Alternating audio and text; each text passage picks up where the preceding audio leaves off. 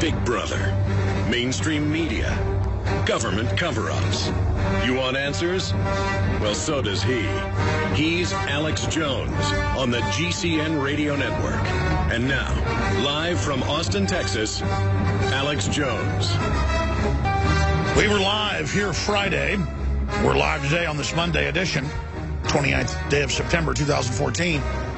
Before we knew any details of the beheading and attempted beheading, wounding of another woman at a factory facility up in Oklahoma, and it wasn't hard to guess that it would be connected to radical Islam. But you see the media response since it's come out that indeed that's what happened, to trying to cover it up. And I'm not one here calling for a Cold War with Muslims. I'm not an Islamophobe. Everybody knows that. But at the same time, when you have a real radical Islamic offensive that we've been talking about for a long time, 4 years at least, being launched worldwide and being funded by the highest levels of NATO and Western governments, you've got to ask, what's the end game plan here? Well, it's to bring in basically martial law under the name security. I mean, I was listening to local talk radio today. I was watching the news this morning over the weekend. They were saying, oh, looks like those military equipment are needed to fight ISIS. Looks like it was the right thing to do. Was it military equipment, armored vehicles, checkpoints, NSA surveillance that stopped Alton Noland, who tried to chop 2 women's heads off and successfully chopped 1 woman's head off before being shot by the CEO of the facility, who had his concealed carry and mitigated it? Money on it, this guy would have probably stabbed 10, 15 people. And, of course, you could go look Saturday, and they already had found his Facebook with him showing off with the Islamic State flag and the rest of it, promoting Islamic State. And they were on CNN this morning saying, gee, we wonder if it's connected to any of that. Oh, my goodness, we don't know. He is literally, in the last 6 months, been radicalized, hanging around with these people. He was a football enthusiast / Oklahoma Christian 6.5 months ago on his Facebook post, and then got immersed in a, quote, radical mosque. So he kind of went from being a football player, godfather, thug life type guy, somebody who was on the edge, wanting to be tough, wanting to be a man. And I've pointed out that the way they use Facebook and Twitter, we're really seeing trendies with ISIS patches. We're really seeing it because celeb. We're really seeing it being promoted and pushed by the Muslim Brotherhood. And out of Kenya through Obama's cousins and half-brother and others, we really are seeing Google behind the Arab Spring and our government trying to overthrow the former Egyptian dictatorship of Hosni Mubarak to put something in far worse. And then our media criticizing the military after a year of tyrannical rule by the Muslim Brotherhood. Something like 20 million Egyptians hit the streets protesting it. So the military took back over. Stop letting them burn down all the churches and crucify people. And our media, CNN, actually criticized it. So let's get one thing straight here. The people running our government, the special interest, are protecting, are funding, are shepherding, are opening the door for radical Wahhabist Islam to launch a jihad worldwide.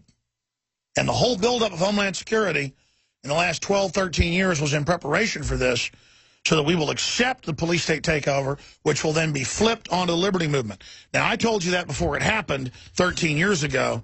It's now happened. You've now seen the flip begin. But they need another push to get the cops, the military, everybody to go along with it, so that they get in place, get accustomed to going through the motions before they publicly stage false flags in America and turn them loose on anybody who isn't a communist or a sympathizer with the globalists. We're going to break it all down straight ahead. It is Monday, the 29th day of September, 2014. I am your host, Alex Jones. And every day I seem to come on air and say, wow, our plate is certainly full. But That is not an attempt to make the broadcast sound interesting. I am completely overwhelmed. Bellying up to this nightmaric bonanza, this virtual cornucopia of craziness. But sticking our heads in the sand will only make it worse. So that's why we're here, to break it down as a radar system and to try to navigate the planet terra firma approaching its carrying capacity for 7,350,000,000+ souls aboard this planetoid. So fantastic to be here. Again, I'm extremely honored to be your host, but it's even more fantastic, obviously, to be a conscious, sentient being experiencing this existence with all of you. We are all truly brothers and sisters in that experience, no matter which side we serve. So always remember how epic consciousness is. The system, first and foremost, seeks to shudder the mind, to make you feel pointless and weak, and to make you bored, and to make you only tune in to their attempt at false reality that is the state-run media and the controlled Hollywood culture. It is an attempt for them to force you into their artificial consciousness, their system of total control. And this revolt that I am only a small part of is truly a revolt demanding free will and for the self-determination to at least be able to make some of the basic decisions governing all of our individual and, yes, collective destinies as a species. I am honored to be here. Thank you so much. The news websites are Infowars.com and PrisonPlanet.com. Obviously, we have Obama coming out saying that they underestimated Islamic State threat. Islamic State was built by NATO, Saudi Arabia, Turkey, basically everyone in the Middle East but Iran and Syria and Egypt and Libya.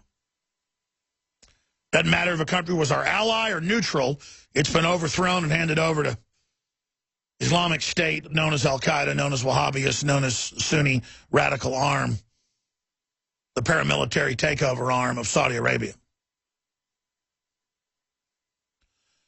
And this is all being done because they know the military finally clicked, finally had a paradigm moment when the light bulb ignited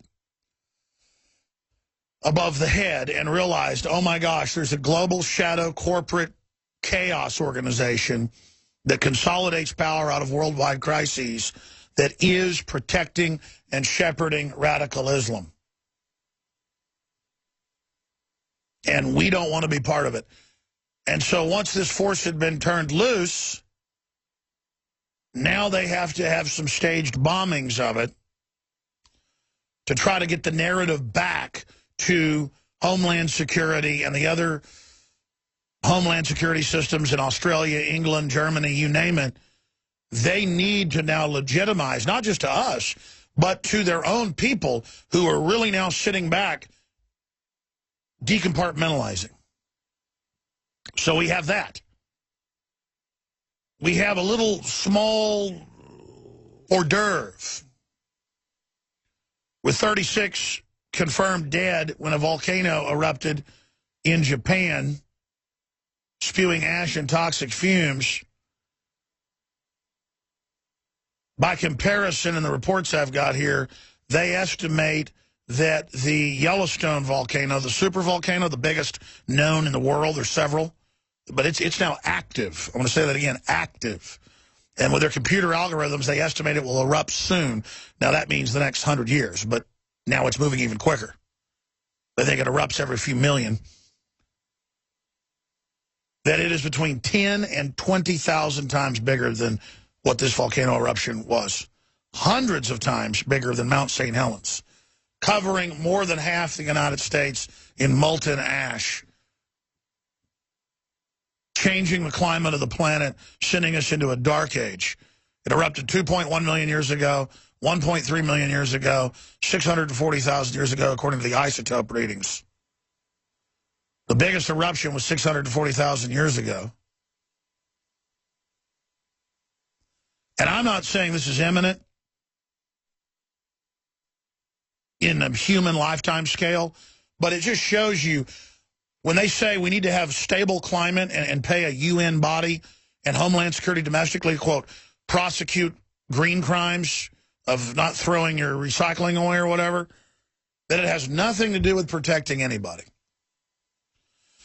And everything about surveilling and micromanaging every facet of our lives as a world unifying religion that isn't even based on real, sensible environmental crises and problems that are happening that need to be dealt with. It's a cover for all of that, as all the GMO and pharmacological crops and cross-species abominations and human cloning and chimeras, spider goats, it all glow-in-the-dark dogs, all of it racing forward. And we're talking about carbon dioxide and how we've got to have a totally stable climate with no change. The only thing that's stable is change. The only thing constant is change. The only thing that continues to happen is change. Anyone with a literal IQ of 60 points knows that. But they insult everyone's intelligence. I saw, no exaggeration, probably 25 articles or more last week. Mainstream headlines, Smithsonian, NASA, Washington Post, CBS. No one questions climate change. It's now not global warming. And then quotes about we must not have climate change denial and we must get the taxes in place to do it. And Obama's going to act with executive orders regardless to protect us from climate change. When giant asteroids hit the Earth all the time, there's huge volcanoes everywhere. How many civilizations got covered in lava in 5 minutes like Pompeii? Krakatoa. It's just ridiculous. We're on a planet that hadn't even cooled with about a mile, 2 mile thick, depending on where you're at, some places even thinner, floating islands of mountains and seas flying at hundreds of thousands of miles an hour through space, orbiting a sun out on the edge of a galaxy. And we really are worshiping Hollywood stars and Obama and red carpets. I mean, give me a break. Go out to West Texas when it's a clear sky and no moon. You'll just fall to your knees. It's like the stars are just coming down. The stars are big and bright, deep in the heart of Texas. What's that song I remember singing when I was a kid? The stars at night are big and bright, deep in the heart of Texas. I mean, that's incredible. What's the Bible say? You can see God's handiwork in the firmament. And it is shifting from looking at the dirt and the amoeba-like globalist and shifting and seeing the big picture, transcending them. Just that thought alone begins the journey of escaping this devilish construct they're trying to build. This technological terror they've constructed, to quote Darth Vader. The arrogance and the hubris of the wicked. The fool and his money are quickly parted. More like the fool is quickly parted from his own consciousness and free will. And all I want people to do is to think for themselves. The minute we heard about a beheading and a man trying to behead another person, I mean, we knew what it was going to be. And it's hype. This guy, the so-called suspect, even though he's seen by over 100 people, Alton Nolan, was killed by the CEO of the company in Oklahoma who had his concealed carry. And within a minute and a half of the attack happening, the head of the company went in, the AP reports, and the police report. They were finally forced to report this. This was out on Saturday. He wounded him. A man fired from an Oklahoma food processing plant beheaded a woman with a knife was attacking another worker when he was shot and wounded by a company official, police said Friday. Alton Nolan having a Freudian slip saying killing him. I wish he would have killed him. Because that's a true crime of hate, to be able to take a knife and go in and saw somebody's head off. See, young males that haven't had good fatherly role models, it's just a statistical factor, 4 to 7 times more likely to end up in prison, to end up being violent, to end up being thugs. It's the exact same statistics for a white kid or a black kid, except that blacks are 2 or 3 times more likely to be illegitimate now.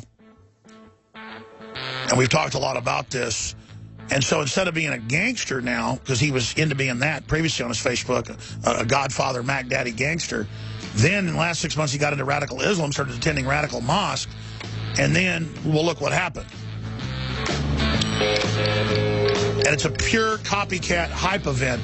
But what about real ISIS sleeper cells? Here's an example. The U.S. ambassador to the UN said about a week and a half ago, we played the clip here 2 or 3 times, that, yeah, of course, taking out ISIL is about taking out Assad, their arch enemy, who's done nothing but fought al-Qaeda for 4 years with our government arming him. And now the Saudi Arabian ambassador to the U.S., the video's up on Infowars.com, came out on 60 Minutes yesterday and said, yeah, we need to take out ISIL, take out Assad. That's how dumb they think we are.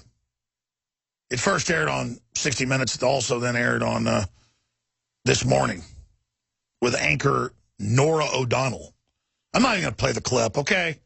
It's just so insulting that, you know what? I don't start fights. I don't back invading countries that haven't done anything and blowing up every church.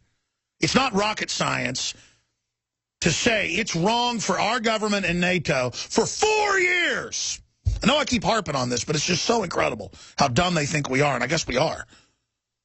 To be pumping billions of dollars in, 600 tons of weapons just the last month or so,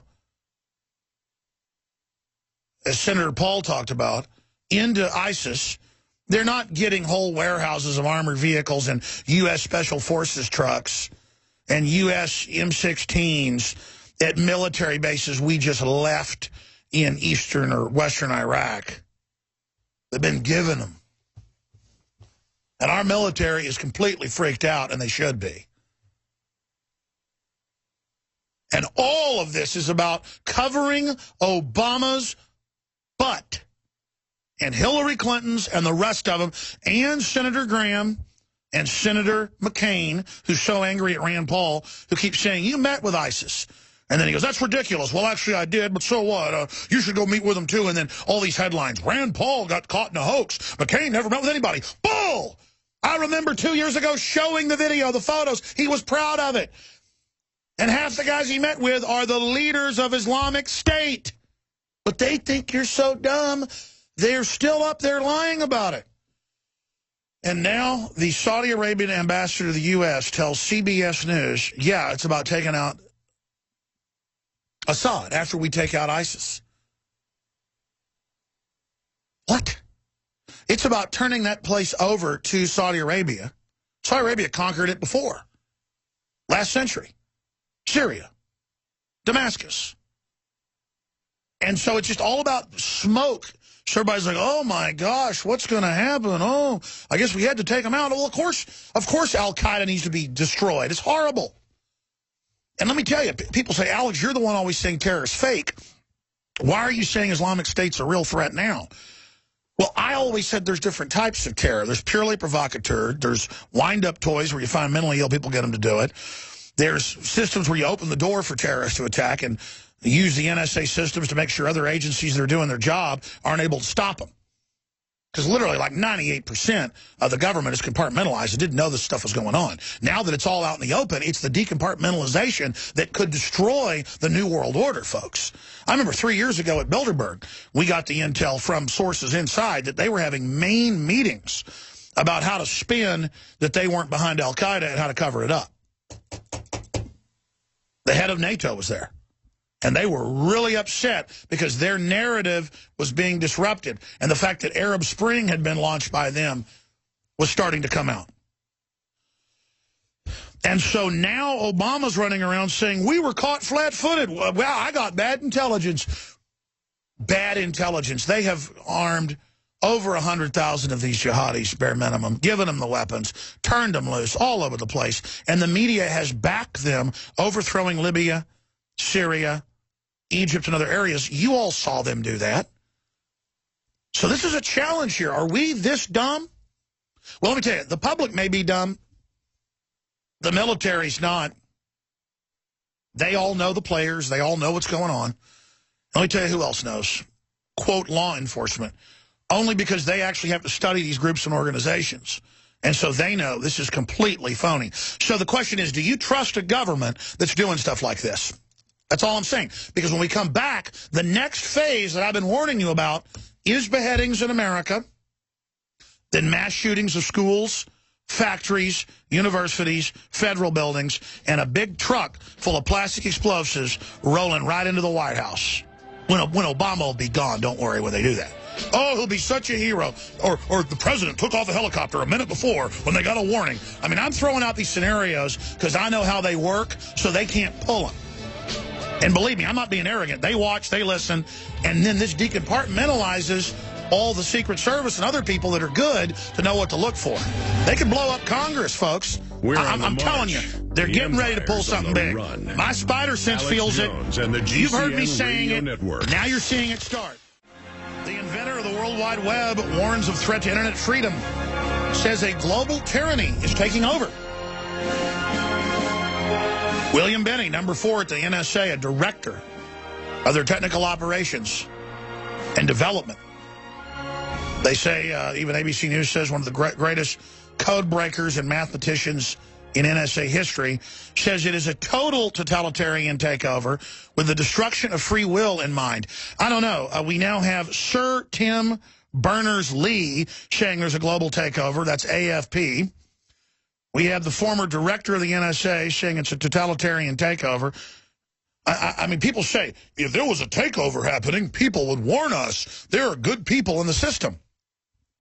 I had Colonel Schaefer on about a month ago, and he said, if you want to know what I really think, because he still gives classified briefings to Congress, interview this gentleman, Mr. Steele, who was a CIA actual field commander with the Army.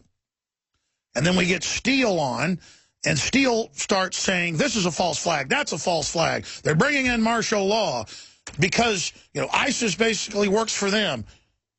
Because that's what's going on.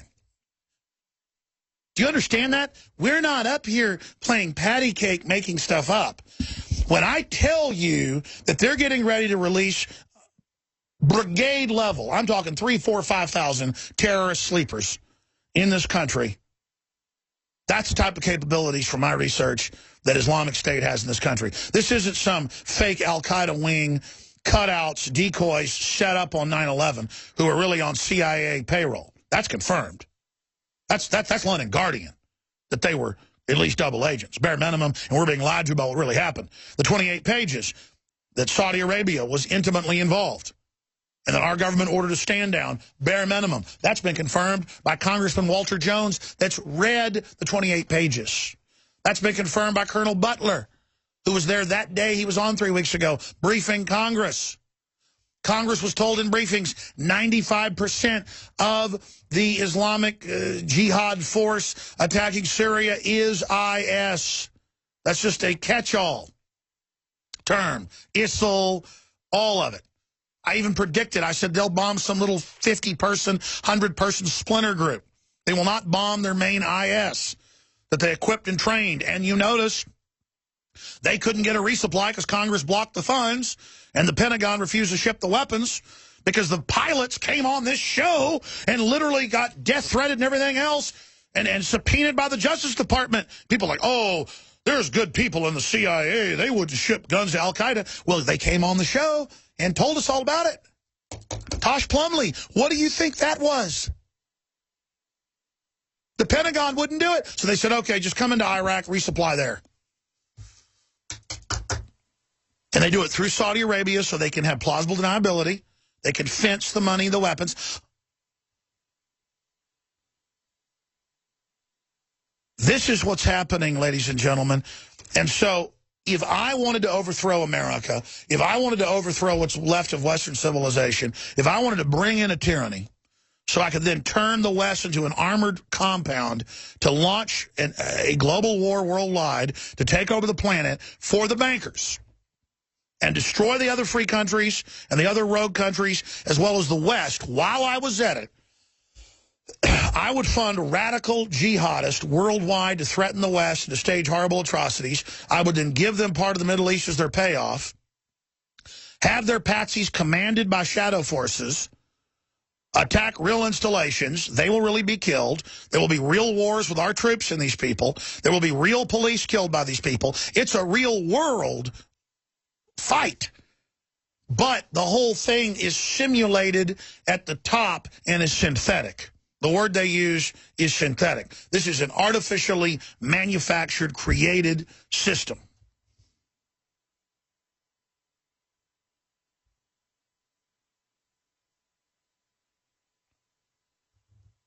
And the next move, it could be a nuke. They've put a lot of pre-programming out on that, going off in a major city, a huge dirty bomb. But they really want to go after guns. So they'll probably target a Democratic-controlled area where they know they've got a lot of tied-up victims with nobody there to protect them. New York, Chicago, D.C. And they'll go in and just kill it. It could be 200 kids. And then they'll spin it. We need gun control. See, these local ISIS sympathizers got their guns legally at gun shows. I mean, just think about the enemy's mind. Learn how they operate, and what would you do if they were them? That's how I continue to predict what they're going to pull. You would do something like that, or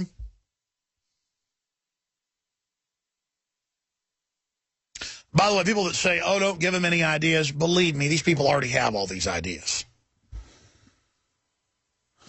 Let me assure you of that. Do you know what 100 real trained terrorists with asymmetrical warfare can do to an industrialized country? Just unbelievable havoc.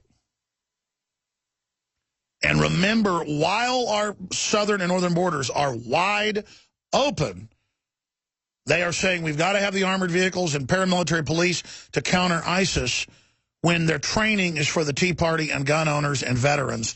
And when they're done letting the jihadis attack the West and shoot down airliners with Stinger missiles that our government gave them 15,000 of, bare minimum, they are going to come after all of us, claiming that somehow we were involved or somehow, you know, we launched terror attacks. It's a script they're following. And so I harp on this a lot because this is what I fear. These are the moves I would make if I was the establishment. Plus, we've caught them doing this stuff over and over again. So for me, it's not a question of if, but when. And it's really hard to cover all this other news when we know this.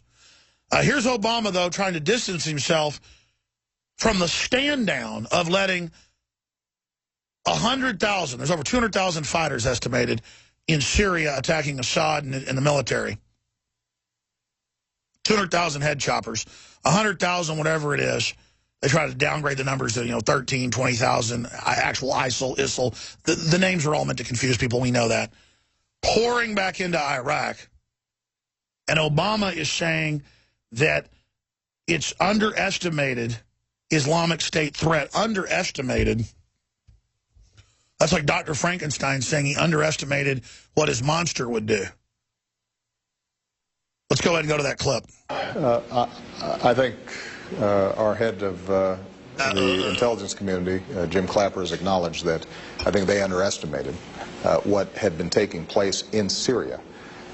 Essentially what happened with ISIL was that you had Al-Qaeda in Iraq, which was a vicious group, but our Marines were able to quash with the help of Sunni tribes. They went back underground, but over the past couple of years, during the chaos of the Syrian civil war, and you arming essentially you have huge swaths of the country that are completely ungoverned. They were able to reconstitute themselves and take advantage of that chaos and attract foreign fighters who believed in their jihadist nonsense and traveled everywhere from that's Europe enough. 60 minutes. to the United States to Australia. Notice how everything's to manipulate. Our Marines were able to crush them, which is true. That was like 6 years ago, right as you got into office. That was already done. And then they were allowed, as we told you 3-4 years ago, to set up bases in western Iraq, to prepare for the attack into Syria, and to set up bases in Jordan, and bases in Turkey, and bases in the Golan Heights. Israel helped them. This is in the news. This is admitted in Jerusalem Post. To then launch this all-out coordinated attack. And the argument was, oh, it doesn't matter. They're the only ones that'll fight. Remember 3 years ago in Council on Foreign Relations, Foreign Affairs publication, they had the headline, Why We Need Al-Qaeda. And it said, well, they're the only ones that'll fight. We got to take out Assad. And now we're told they're going to shoot down airliners. They're going to bomb us. They're going to start chopping heads. And the border is wide open. There's the headline. CFR strategist praises Al-Qaeda bombings in Syria. 2012, Paul Joseph Watson, and then links to Foreign Affairs in the article, where you can read it for yourself. Look at this quote. The Syrian rebels would be immensely weaker today without Al-Qaeda in their ranks. By and large, Free Syrian Army battalions are tired, divided, chaotic, and ineffective. Feeling abandoned by the West, rebel forces are increasingly demoralized as they square off with the Assad regime's superior weaponry and professional army, writes the senior fellow of the Middle East Studies in the CFR. And they go on to say, Al-Qaeda fighters, however, may help improve morale. And then it goes in to say, the influx of jihadis brings discipline, religious fervor, battle experience from Iraq. Yeah, killing our troops. Think of the sickening Machiavellian statement. Funding from Sunni sympathizers in the Gulf, Saudi Arabia, and most importantly, deadly results. In short, the FSA needs Al-Qaeda now, he adds. Good job pulling that up, crew. Remember, listeners, I say something, you can search it, and you can find it. I'm not making jack squat up here. Does that mean I don't get stuff wrong occasionally or flip dates around? No, I do. And I got a whole team of people in there watching what I say. And they go, hey, he didn't get killed. He shot him. He shot the head chopper. The CEO did. And oh yeah, thanks for reminding me. He wounded the head chopper. He didn't kill him. Because you try thinking on your feet up here with no teleprompter. But the point is, that's why this is different radio/TV than anything else, because we're going off real research here. And I know I've been spending 45 minutes of the first key hour on this, but this is the big enchilada. And I've got to say, again, it is libertarians, it is conservatives, it is police and military are the only groups getting any grasp of this right now. And I listen to so-called liberal media, and it is just a defense of Obama and a defense of what's happening and a defense of all these wars.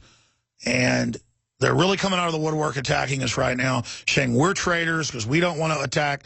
And they're attacking Rand Paul, saying he doesn't want to attack ISIS. No, he said if we could bomb ISIS, that'd be great. But why did we arm them to begin with? That's the big issue. And then he's not confident in the attacks Obama is ordering launched because they are as phony as a $3 bill. You can rest assured of that.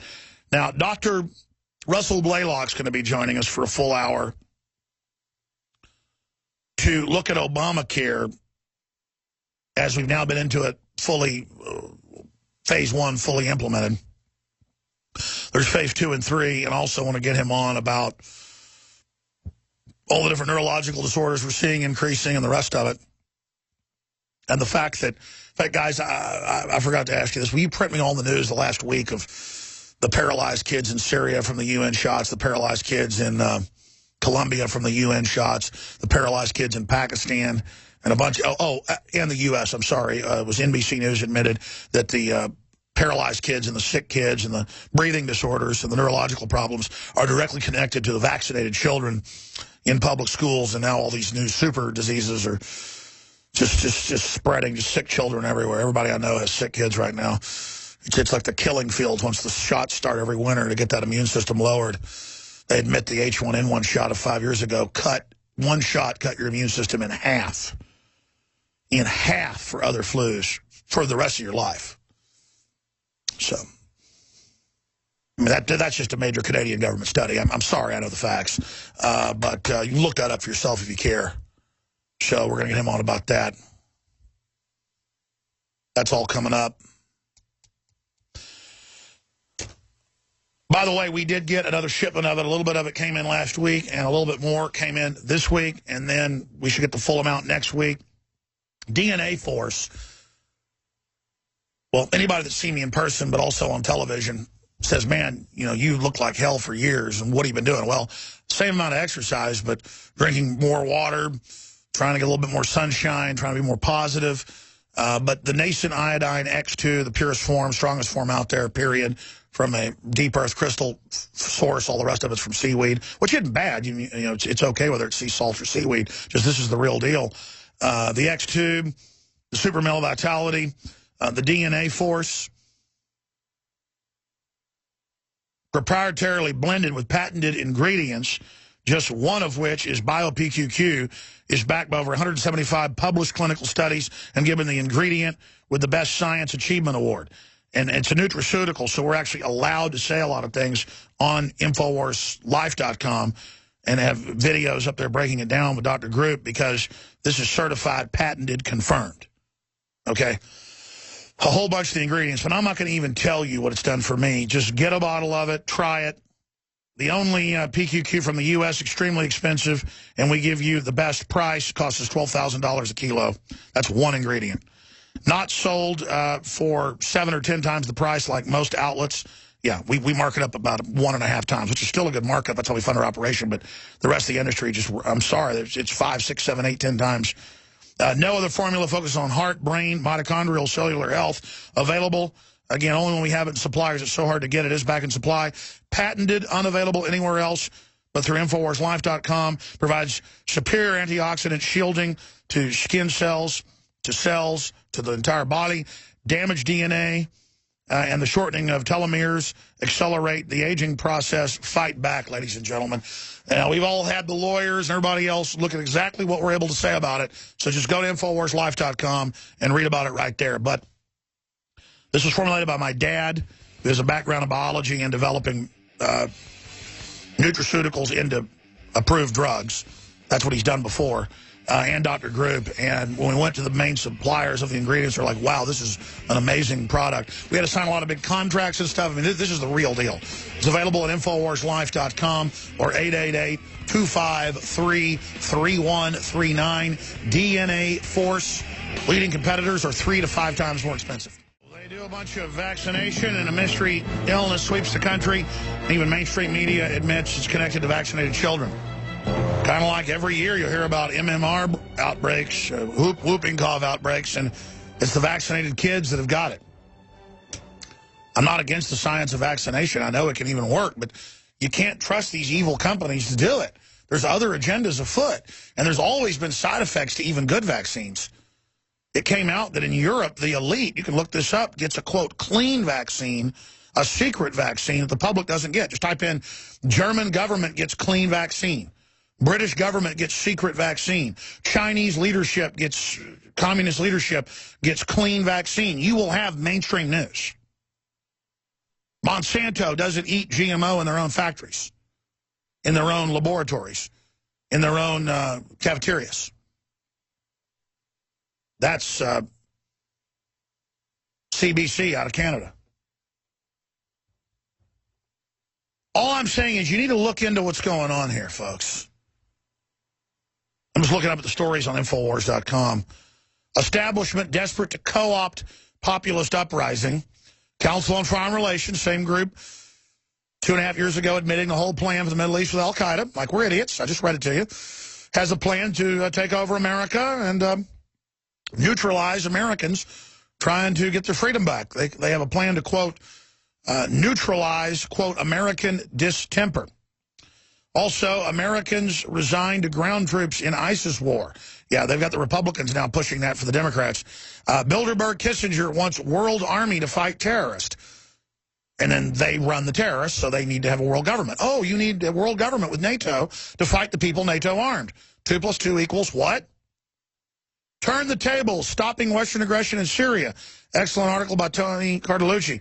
But it's not really Western aggression, it's globalists controlling us. David Cameron says questioning government policy is terrorism. There's actual video of it. ISIS just 1 mile from Baghdad as al-Qaeda fighters joined forces against Syrian airstrikes. They didn't join forces. They are al-Qaeda. So that's just some of the news up on Infowars.com and PrisonPlanet.com.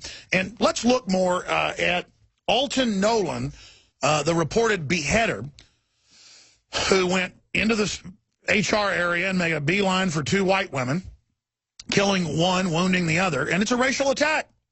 Meanwhile, Obama gave another speech. We have the video. Play it next hour if we have time with Blaylock, saying that basically everyone knows America is racist. Well, Alton Nolan said, quote, Sharia law is coming. Now, until 6 months ago when he became a Muslim, he was into being, kind of a Mac Daddy type, the Godfather, all this gangster type stuff in football. But see, it was even more gangster and scary to be an OG with, I guess, ISIS. So this is more like a lone wolf camp follower. And I expect to see more of this type of business, the way the media hypes it, as cool as it is online. In fact, I'm the first person months ago to say I'm seeing a cool trend. I'm seeing this IS garbage really being pushed as cool. He had all these Afghan fighters and stuff on his website and shows him at all these mosques hanging out with the imams. Pretty disgusting, ladies and gentlemen, to see this happening. And, of course, the media is not saying it's racial, and they're not saying it's Islamic. And here's Obama, quote, most Americans think nation is racist. And he went on to say that black males, don't trust the police. Well, here's the issue. I don't trust a lot of stuff that goes on with the police because historically there can be real corruption problems. But what about a nightclub that got shot up in Miami? And what about a cop shot in Ferguson over the weekend? See, I don't like the out-of-control police culture, but I don't like the gangbanger culture. So let's own up to what's going on here. Thank you for listening. That MTV and the media all pushes this stuff because it's good for a clash of civilizations. We'll be back. Coming up in the next segment, vaccine mix-up in Syria, not uncommon in the U.S. Forbes, why the vaccine mix-up killed a bunch of kids, but it's no big deal. And you've got the enterovirus, D68. What is the mystery respiratory virus making U.S. children sick, and why is it directly connected to the vaccination program? Virus hitting the U.S. be the tip of the iceberg, CDC official says. Yeah, I watched 3 of my family members die late last year, December into January. My uncle died in January. My cousin and my great-uncle a month before that. And they all lived by each other. And we're not sure my great-uncle, we know he died of a respiratory thing, but it was clear it was the same thing with my uncle. And that's why I told you, it took me a month to kick it. It took my dad a month to kick it. It was only guzzling bottles of, for me personally, colloidal silver that finally knocks it out. Antibiotics wouldn't. And desperate times mean desperate measures. I'm not a medical doctor. I'm not telling you what to do. It's just that I feel in my gut that this year is going to be a whopper because I've already seen the drug-resistant bugs build to a certain point. I've already seen, it's not even my gut. I sit here and I look at the news, I look at the numbers all day, and even though they're not really reporting that a crisis is forming, you can see it. And then now they're saying, oh, yeah, get ready for super bugs, super viruses, super bacteria. you know, this winter is going to be a Mac Daddy. And now we have people getting paralyzed who have been exposed to the enterovirus. Guys, print me the headline from last week. I forget what publication it was mainstream about. I think it was NBC. That mystery illness linked to vaccinated kids. That was the one I wanted. And then the, I think you gave it to me. I want the thing about kids dying and collapsing to get the HPV in Colombia, and then other stuff, because I want to just be able to show all those when Blaylock comes on with us. Thank you. Some of the other news that's coming up. Fumbled bid for governor imperils Ohio Democrats. All over the country, Democrats are losing because people are revolting against them. The problem is if the Republicans don't deliver on some real reform and not scuttling this country, they're going to run the ship up on the rocks fully. And so people will vote for a ham sandwich or a donkey, pun intended, before they will vote for a Democrat right now, because people understand they have been mightily betrayed. And people say, well, that's just how politics is. Yeah, but it's getting more severe. It's getting more extreme. I mean, Obamacare is a doozy of a whopper on steroids.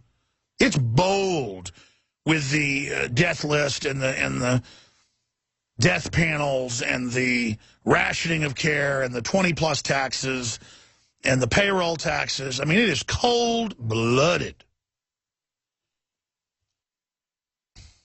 So, all over the country, they're in trouble. All over the country, they're in trouble. And so it looks like the Republicans are going to take the Senate as well, not just the House. And the message to Congress is, please don't stop this, or please do this, or please vote for that. Say, we know about the globalist takeover. We know the country's corrupt. We know they're devaluing the dollar. We know special interests are trying to blackmail you or threaten you. Just do the right thing together or the whole country's wrecked. They're going to bring the whole thing down. I mean, now this isn't even about being goody two-shoes anymore. We're far past that. This is about, do you really want to wreck the golden goose? Because let me tell you, this isn't good for business, except for a few mega banks that want to buy this country up for pennies on the dollar. This global depression they're bringing in is bad news. But if we point out the globalists are behind it, they may back down and do a soft landing. They're only going to pull this off if they think they can get away with it. You're either with us or you're with the terrorists, George W. Bush famously said after 9/11 at the UN. Well, our government has publicly, along with NATO and others, armed al-Qaeda, renaming it ISIL, ISIS. It has new names every few weeks, and is turning them loose across the planet. Former Congressman Ron Paul is going to be joining us tomorrow for 30 minutes with his take on that, his son running for president, and a lot more. And former Minnesota Governor Jesse Ventura will also be joining us tomorrow. They're both on the second and third hours. We're now in to the second hour today. I am your host, Alex Jones. Now, one of my favorite guests is Dr. Russell Blaylock. And, of course, he's a retired brain surgeon, a well-known famous brain surgeon who developed some of the most widely used techniques out there today. And he has basically in the last 30 years introduced many of the terms that are now in mainline medical journals, like excitotoxins and issues like that. And he has been vindicated on the dangers of aspartame, mercury in the vaccines, thimerosal. He's been vindicated over and over again. In the last month, we've seen not one but two high-level FDA whistleblowers come out. One of them was one of the scientists that was one of the two main authors of a big study that came out 6 years ago. And then another one that came out in 2004. Now, the one in 2004 was the one that said mercury's actually good for your children's brains. And I'm going to play that clip from CBS News from 2004. And he said that they were basically ordered to omit the evidence showing a tripling in autism in boys. So how did Monsanto, with the Searle research, say that monkeys, that were fed in their milk aspartame was fine. They just omitted all the dead or brain-damaged monkeys and then only kept the ones that were okay and said, oh, look, it's fine. Doesn't matter if 73% of the monkeys died or became brain-damaged. They just omitted them from the study.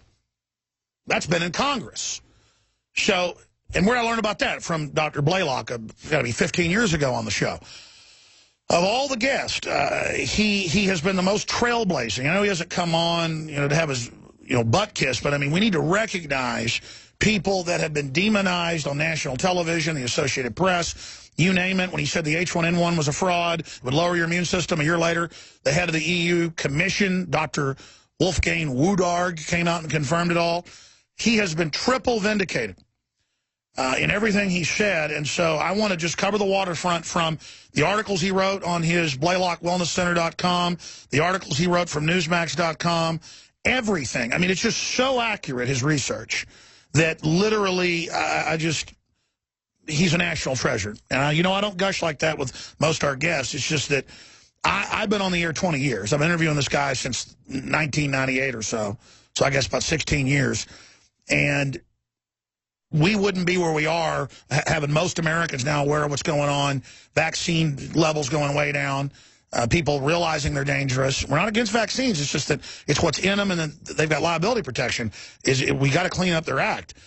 And at least that's my view. He has a new super awesome website and a podcast, BlaylockHealthChannel.com, BlaylockHealthChannel.com. What a resource. Send that out to everybody. We're going to tweet it at Real Alex Jones. We're going to post it to Facebook. Get that out to everybody, because every child we warn, every parent we warn, they won't listen to somebody like me half the time, or they won't even listen to Ron Paul, or they won't listen, or they can fire Hollywood stars that come out and criticize vaccines to try to shut everybody up. But they'll listen to a medical doctor, a brain surgeon, like Dr. Russell Blaylock. So he's with us for the balance of the hour, and then we're going to have open phones in the third hour today. But we're going to cover it all: Obamacare, the vaccines, this new mystery virus that even CBS and NBC admit is linked to the vaccines. 4 articles the last 2 weeks.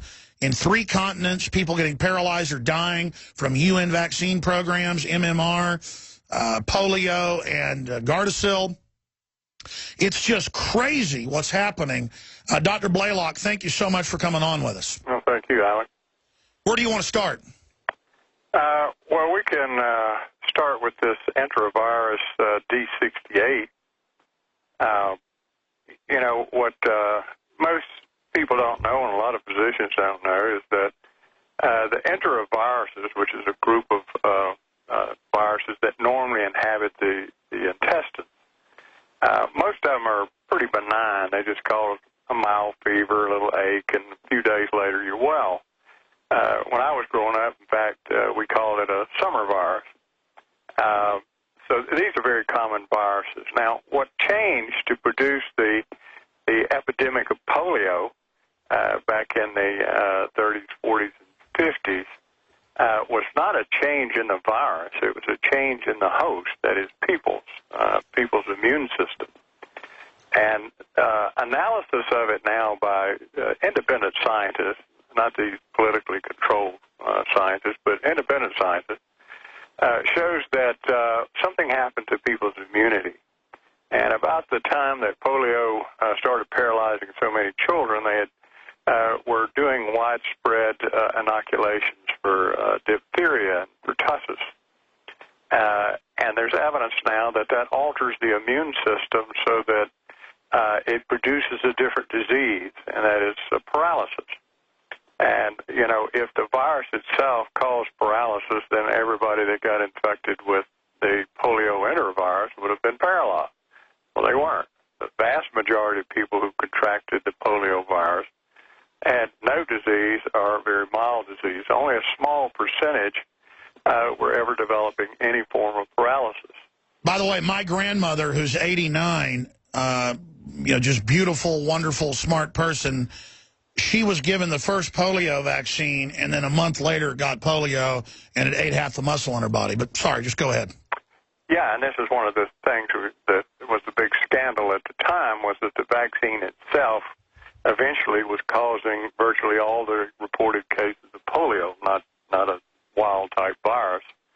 And one of the big puzzles was that the virus seemed to be affecting the wealthier people, the upper economic class, and poor neighborhoods, which normally we'd see just the opposite.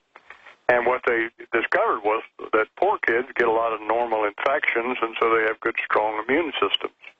Whereas the wealthier kids were being protected against these diseases by avoiding the infections and getting the vaccines, and therefore their immune system was very poor and couldn't react to it. And this is we're seeing this magnified many times over now, where there's just an unending push to vaccinate for every known disease, even childhood diseases that are quite mild. When I grew up, everybody got measles, mumps, chicken pox. All of these things were very common. And that built our immune systems up so that as we became adults, we're more resistant to things like flu. And so, I've never had a flu shot in my life. I've never had a serious case of flu. But we've weakened everybody's immune system so severely now from all of these things, poor diet, things that we know suppress immunity, like the vaccines, the way they're given, that now people can't react. And what people don't know about vaccines, and most doctors don't know, but it's well demonstrated in medical literature, is that the vaccines shift your immune system to an immune suppression type state called the Th2 shift. And you said that during the H1N1 scare, and then 6 months later the Canadian government came out with 2 studies and said that it cut your immune system by as much or more than 50% to take that vaccine. So how did you know that at the time? I guess just because it had already been done before. I mean, you already knew. Well, the research had shown that that's what most vaccines do, is they shift your immune system to a weaker antiviral type immune system. Well, we know, for instance, if we switch over to the Ebola incident in Africa, well, what they don't tell the general public is that Africans almost all have parasitic infections, malaria, roundworms in their intestines, and that it has been shown by multiple studies, and several recent have come out in Nature magazine and Science, that this powerfully suppresses their cellular immunity, their ability to fight viruses. The Ebola virus itself invades the white blood cells that fight viruses and weakens the immune system further. So they're at a particularly vulnerable state. It's not that the virus is such a vicious killer. It's that the people that it's infecting have this immune suppression. Well, if you're taking the United States and injecting people with so many vaccines that you're keeping them in a constant state, just like the Africans, that now you're switching everybody to this Th2 immune suppression, then everybody in the United States becomes more susceptible as well. And no one's talking about that. Now, a lot of scientists know that, but they're afraid to speak out because their careers will be ruined. Well, that's what I was about to throw out. Look at how they get comedians fired from State Farm commercials just because in their private life they say, man, something's going on with these vaccines or America's becoming fascist. But you know this in the literature. Other medical doctors know it. My dad's an oral surgeon and a chemist, but he told me this stuff when I was a kid. So it's obviously not a secret with people that are learned, but then I've got family that are other medical doctors that write articles for the newspaper, promoting vaccines, saying, safe and effective, no problems, don't listen to people that say, it's the law when it isn't the law, because I'm a good doctor and I'm Harvard educated and you don't tell me I'm wrong and that's a bunch of quackery. But then I go read all the mainline studies, the inserts. You are really covering what's mainline science. How can there be a disconnect between a Harvard-educated pediatrician and then a brain surgeon like yourself when all you're doing is covering the body of the most scientific, respected literature? Well, the problem is most physicians don't read scientific literature. They read clinical studies. and they read it in only a handful of journals. For instance, pediatricians read their journal and a couple other journals, but that's it. So most of their information they're getting from the vaccine manufacturers. They're getting from their pediatric, what I call a trade union. And so they're not getting scientific information. They're getting propaganda. Sure. I mean, in the journal, you got a Gardasil ad, you got 2 or 3 other ads, and then right next to it, an article about how great Gardasil is. I mean, this is not rocket science. Well, and the thing is, you see, what I do is I spend a lot of time delving deep into mechanisms by which all this occurs. And I just finished a couple of weeks ago lecturing to a group of pediatricians, teaching them this mechanism. And in the audience were a number of scientists who do excellent science, and they agreed. They said that, the mechanism you're describing is right on target. Well, when you hear these doctors who get up and say it's completely safe and there's no mechanism by which it could cause it, they don't know what they're talking about, because there is a very firm, well-demonstrated scientific method by which these vaccines are causing brain damage, prolonged brain inflammation, and excitotoxicity in the brain that goes on for decades, possibly a lifetime, that has the potential of increasing a number of neurodegenerative diseases like Alzheimer's, Parkinson's, ALS. And what shocked me is I cannot believe, since my career, and it goes back a good ways, I have never seen so much neurological disease in people.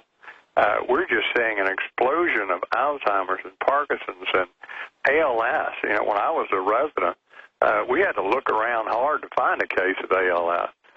Now they're everywhere. Everybody knows somebody that has a friend or a relative that has ALS. It's just unbelievable. And yet the medical profession, I'm talking about the clinical practicing doctor, he's totally clueless as to the mechanism by which you can produce this. Yet in experimental animals, we can produce all of these neurological diseases by stimulating the immune system in ways that resemble vaccination, particularly the sequential excessive vaccination will produce this progressive neurodegeneration, just like we're seeing clinically. Well, I worked for a large animal vet off and on for 3 years, and this was 25 years ago. And back then, 1 day a week at his clinic, he would take dogs and cats out in the country, and people would come in, and he'd say, you don't need a shot every year. They need them every 3 years max. Some of these vaccines work 10 years on a dog or a cat. And they'd say, but I'm supposed to get it every year. And he'd say, no, you don't need that. And then he would explain to me, we see him have convulsions. We see him have autoimmune disorders. We see their allergies, especially in purebreds. And then now, of course, in the last decade, vets lobbied to get it to every 3 years. Now the vaccine companies are pushing back through the veterinary associations to make it at the state level, mandated every year. Literally just to make money. But the vets knew this, Dr. Blaylock, 25 years ago.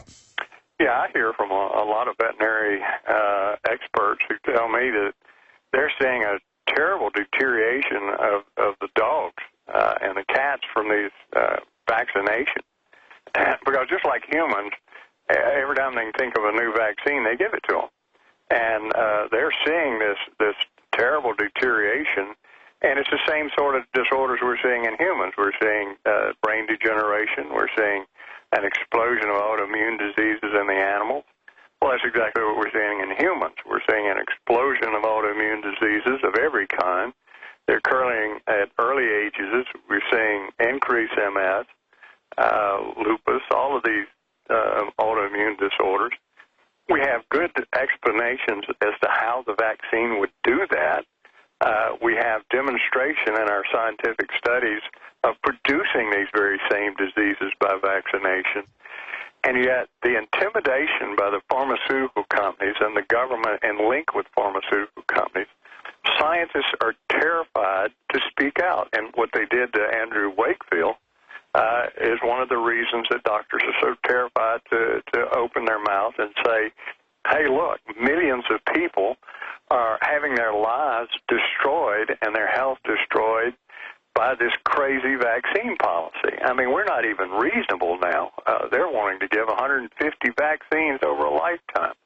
Well, you can't do that to an animal and not destroy the animal's health.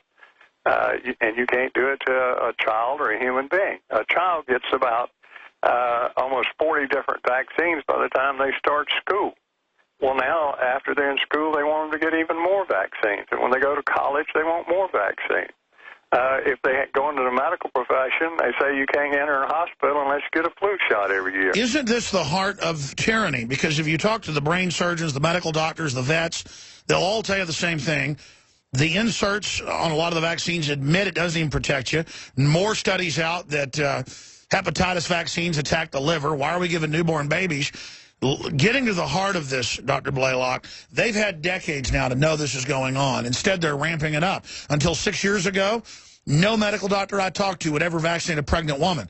So they doubled down and said pregnant women need extra. So instead of admitting that they've been caught in this eugenics policy is what I believe it really is, and you've documented that as well, instead they seem to be doubling down. What's at the bottom of this rabbit hole? What is the vaccine agenda really about?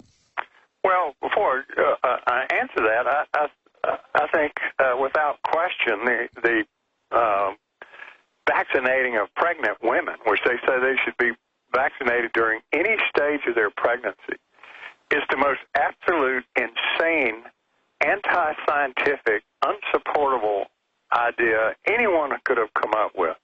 Now, we have overwhelming evidence that immune stimulation during pregnancy increases the risk of that child being born with later developing autism or schizophrenia about 6-fold to 7-fold higher. Now, we know that. We know miscarriages are increased. Yet they're carrying out this insane policy of telling every woman to get a vaccine. Now, the reason they're doing that is because they can't even interpret the scientific studies, which found that if women develop the flu or develop an infection, a serious infection during pregnancy, it increases the risk of autism and schizophrenia in the baby. But the studies found it's not the virus, it's the immune reaction that causes it. It's interleukin-6, and that you can produce it without a virus just by stimulating the immune system. Well, a woman's risk of getting a serious infection during her pregnancy is pretty small, but they're calling for stimulating the immune system of every pregnant woman in the United States. Unbelievable. How insane is that? Well, because I just can't even believe that the doctors that know this, the scientists that know this, will just sit by and let them destroy the lives of millions of unborn babies, and knowing that the science strongly supports that this is the most insane idea anyone can ever come up with. For number one, the flu vaccine during pregnancy, the flu vaccine is ineffective for most people, and particularly during pregnancy, the vaccine is going to be a lot less effective. So, but it will stimulate those cytokines that produce this abnormal development of the brain that produces autism and schizophrenia. So how many schizophrenics and autistic children are we going to have another 5 years from now after they've started this insane policy? Unbelievable. The neurological disorders, the mental illness, every metric is going parabolic, straight up like a rocket. And when we come back, we'll get your answer, because you just set that up with, is it on purpose? Well, at this point, we know it is because they know. I mean, every doctor I've talked to goes, yes, it's true. We know you don't vaccinate pregnant women. Everybody knew that. So why do they say in articles I have, women need extra? I mean, just give a pregnant woman extra. They just need it. It's a doubling down. It's an over-the-top evil. It's a full commitment. And it is just devilish. Dr. Blaylock is our guest. BlaylockWellnessCenter.com, Newsmax.com, BlaylockHealthChannel.com, where you find his podcast. It's an excellent website. And you should be on a mission to send this to school nurses, a mission to send this to other talk show hosts, a mission to take the YouTube that'll be up by tonight or tomorrow of this live radio/TV show, and you should send it out to people. Vaccinating pregnant women is a death sentence in many cases. Imagine if we were reporting the Nazis would shoot up pregnant women to try to force an abortion. The UN's been caught adding a hormone synthetically to the tetanus shot to then cause abortions. You can look that up. That's mainstream news. They've been caught in the mid-90s and again last year doing it. So this is going on. Remember the Tuskegee syphilis stuff? Remember all the other tests on troops? It's still going on. Why do we trust the people, these eugenicists that run the system? I'm going to get Dr. Blaylock to get into that and his research and why he thinks this is going on. And because if we ever admit this is really going on, the whole system will come down. That's why so many people in the system just rationalize, because they've been part of it. They don't want to admit that through ignorance, they have aided and abetted this scientific dictatorship. That's my view. We'll get Dr. Blaylock's view in a moment. One thing I'm doing, because of all the super illnesses, the super bacteria, the MRSA, the flesh-eating garbage, is I'm getting more sun. I'm drinking purified water. I'm eating healthier meals. I am taking the true organic vitamins and trace minerals, the true nascent iodine X2 that we've developed from the deep earth crystal source. It's not the seaweed source. That as unhealthy and fat as I'd gotten. I mean, everybody can see the difference. Truly amazing. All the products at InfoWarsLife.com. And that's also a win-win. The highest quality trailblazing products developed by top doctors, researchers, nutritionists, pharmacists, you name it, chemists. It also funds this operation that is a lighthouse in a storm warning people. I see a pregnant woman, I start warning her about vaccines. Not because I'm a hero, ladies and gentlemen. I truly am freaked out for that child. That's a normal behavior. My uncle, my dad's brother, almost died when he was in a farming accident and got poked, and they gave him a tetanus shot, almost killed him. My mother almost died from a flu shot 15 years ago. I mean, I can't tell you how many people I know have been killed by vaccines or hurt by them, or how many women are in their second trimester and get a flu shot and have a miscarriage. And the whole system just kind of covers it up. This is the corrupting of the system. So what I do is I take the Survival Shield X2, I take the Fluoride Shield, chelating, detoxifying. It doesn't just go after fluoride, a bunch of other heavy metals and things. What I do is I take the Super Male Vitality. That's just simply a bunch of well-known herbs that help boost your whole natural glandular function, your endocrine system. I take the OcuPower, that's concentrated organic compounds known to boost the cells in the eye, but also other cells in the body. DNA Force, after people, clawing at the doors to get it, been sold out for 12 weeks. It's back in. All available at InfoWarsLife.com. The Oxy Powder, developed by Dr. Group to flush out the intestines, all of it. Trailblazing products, InfoWarsLife.com or 888-253-3139. And with my children, I'm doing the same thing. Everything I can to boost their immune system. InfoWarsLife.com or 888-253-3139. And a couple times a day, especially in allergy and cold season, I take the InfoWars Lung Cleanse, the concentrated herbs and other ingredients, and take 3 shots in the mouth. And then inhale a little bit, just a little bit down into the throat. True essential oil throat product, not like the others just have some menthol or something else in it. This is like Ricola on steroids, and it's available at InfoWarsLife.com, as I said. Dr. Blaylock, I want to play a clip here and get your response to this, because I don't like to mention this without playing it because it's so outrageous. Here's the local version of a national CBS story from 2004. We now have one of the main authors on the study admitting they were told to omit the evidence that it was actually tripling autism in boys. What a difference 10 years makes. Here they are 10 years later admitting it was all a lie. Here's the original report. Mercury is good for your brain. Here it is. Mercury-containing vaccines may help, not harm kids, according to 2 new studies in the journal Pediatrics. There have been widespread concerns that mercury-based preservatives in vaccines might impair the neurological development of children. These new studies suggest that the opposite, that the preservatives may actually be associated with improved behavior and mental performance.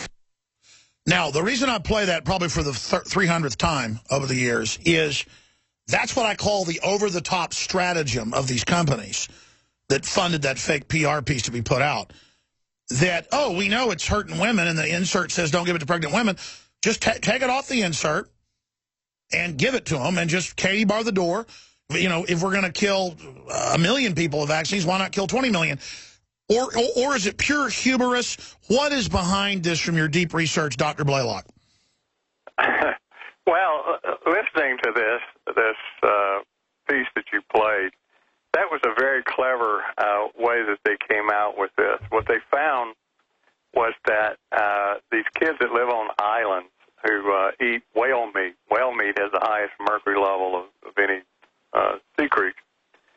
And they found out that if they ate the whale meat and had high mercury levels, but they also had very high omega-3 intake, it blunted the damaging effect of the mercury. So they had a slightly higher IQ than people who were deficient in omega-3. But they were far below the IQ elevation of those who didn't have the mercury. So they just restated this, implying that the mercury was making the kids smarter, and it wasn't the omega-3, but the mercury was interfering with the ability of omega-3 to improve mental function. Now, the fact that mercury is harmful to the brain, there's more research than you could read the titles to the articles that prove it beyond any stretch of the imagination. Minute doses that are almost in the nano concentration, can produce significant brain destruction and damage that goes on for years. Now, that is so well demonstrated. For them to come out with this, it is an absolute lie. It was a distortion. It was nothing but pure propaganda, and it led to the harm of a lot of people, thinking that mercury actually improves your IQ. That's the most insane, idiotic statement I've ever heard, and it's unsupportable. But that's the kind of nonsense these people are involved in. What they do is they manipulate research. They pay scientists to produce phony research. They even have articles written by a professional company and then have doctors put their name on it later because it's going to be in a prestigious journal. And the doctors didn't have anything to do with the writing of or the research. That's what the UN did with the 2,000 scientists on climate change. Well, this is happening all the time. Particularly these pharmaceutical companies. They pay this company to write fake articles. And then they'll go to Harvard or Yale or the big universities and get people to put their name on it to give it prestige. Exactly, but I'm not a brain surgeon, but I've seen hundreds of articles. Nothing's been studied more than mercury the last 200 years. As you said, it's the most destructive thing in the brain except for cyanide. We have guys type in electron microscope, mercury in brain tissue. It causes electrochemical chain reactions, explosions. How do they with straight faces say mercury is good for your child? I don't see mercury on the vitamin aisle. They say it because they're getting pockets full of money. These people are being paid huge amounts of money to make these absurd, harmful statements. The problem with the scientists that know better than this, the scientists who are doing the real research on mercury brain toxicity, generally are badgered and terrified to speak out publicly. Because, number one, the media will not interview them. The media will not carry their story. And the only thing the media will do will destroy their reputations, and then the pharmaceutical companies and the government and the agencies will do everything they can to get these people to lose their jobs. And this has happened time and time again. A good friend of mine, David Lewis, wrote a book called Science for Sale, which I recommend anybody that's interested in this subject buy this book. He worked for the EPA for 30-plus years, and he exposed some of the phony things the EPA was doing that was harming people, published it in one of the most prestigious of the science magazines, and they fired him. And he goes through here and shows all the cases of people who've been fired, how they control science, how they control the media, tell these fake propaganda stories to the public, so that they can promote vaccine programs, they can promote fluoride, they can promote whatever they want to, and the real scientists are never interviewed. For instance, when they did this big study and the Vera Straiten study, no true mercury expert was even invited to the meeting. Now, there were a number that are world-renowned experts on mercury and the effect on the brain. They weren't consulted. None of their articles were even quoted or entered into the study. Yeah, but even so, the study found that mercury damaged the brains of these children that were from vaccine. And then they altered the study when they published it in the Journal of Pediatrics, so it said just the opposite. Now, this is the kind of shenanigans that goes on every day, and this is the kind of nonsense that the average physician is reading. So let me ask you this. Big Pharma just wants to make money, but as we know, Bayer knew they were shipping out the HIV and hepatitis and the factor VIII, did it on purpose, didn't care. That came out in trial. Is it eugenics steering it all, or is it they just don't care? I mean, how do you get executives and then this whole chain of people to get up there and say mercury's good for your kid and to cover up all the bad things that are happening? How did it get so evil? What's going on? Well, I think the number one driving force for CEOs of companies and head of the Pediatrics Association and all this is money. They're buying these people. They're putting large amounts of money into their pocket. The doctors that are they're experts and top people at Harvard and Yale and Columbia, they are approached and given contracts to do fake research for these pharmaceutical companies, and they can't resist the money. It's just too much. It's too lucrative. Some of these people are making millions of dollars off of it. And now they've done the fake research, so now they're part of the crew. They're now compromised. They're now defending it because they don't want to be discredited. Exactly. And so the real physician, the real researcher who's doing this research that's demonstrating this damage, he's told, well, you can publish in your journals, but don't ever approach the media.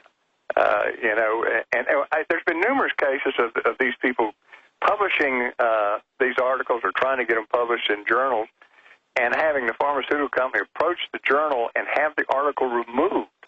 This has happened numerous times. Very good research, carefully done research.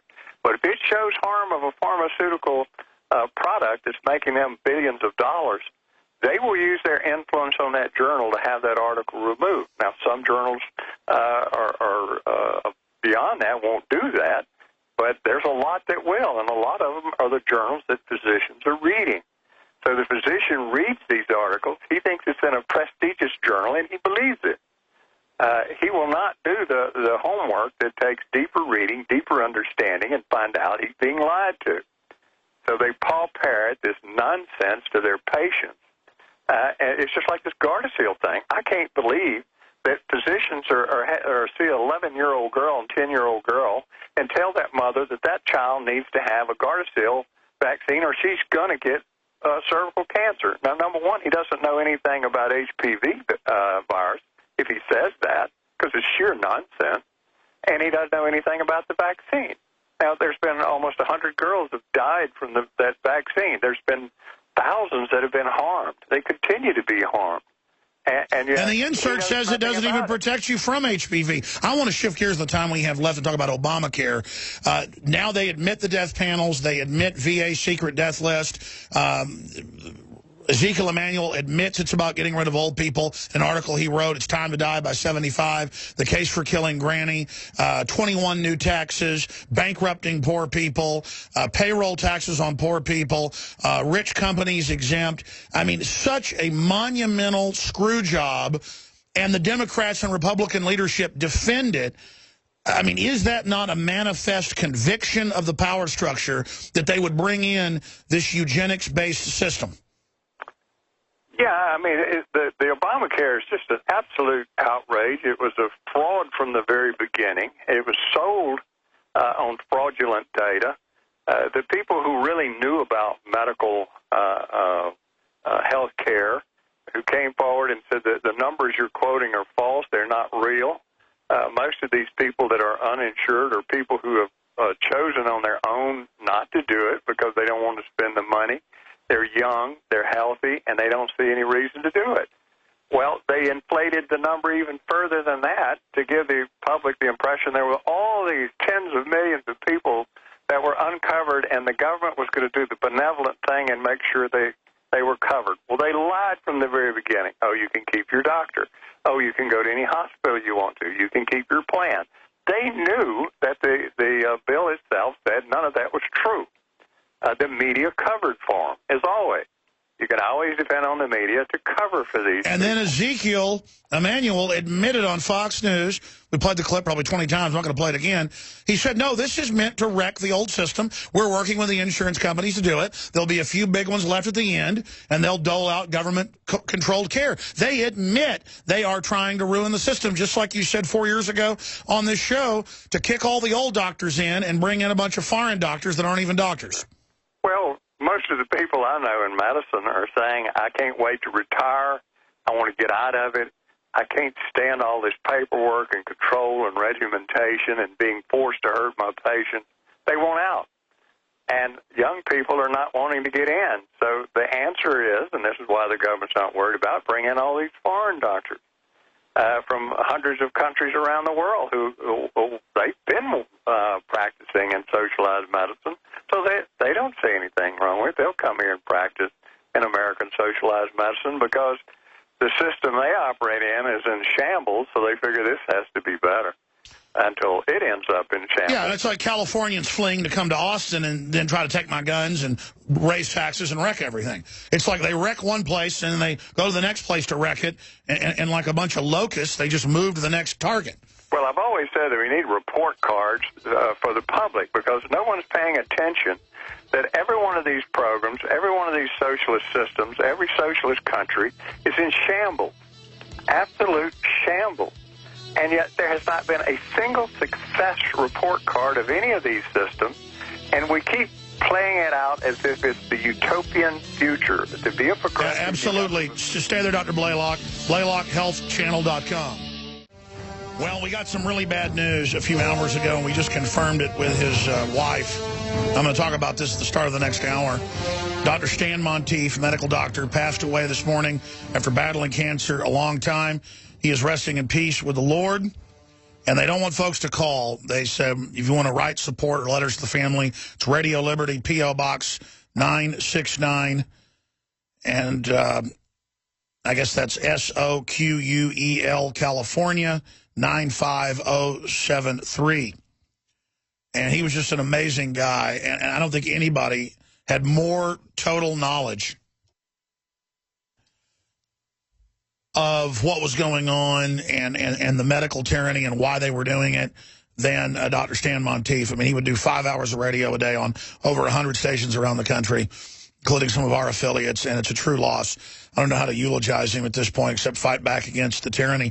I know even he was on about a few months ago while battling cancer, and we went and interviewed him a year ago, and he would have to go lay down for 20 minutes and get up and come talk to us. He was somebody that really cared about freedom.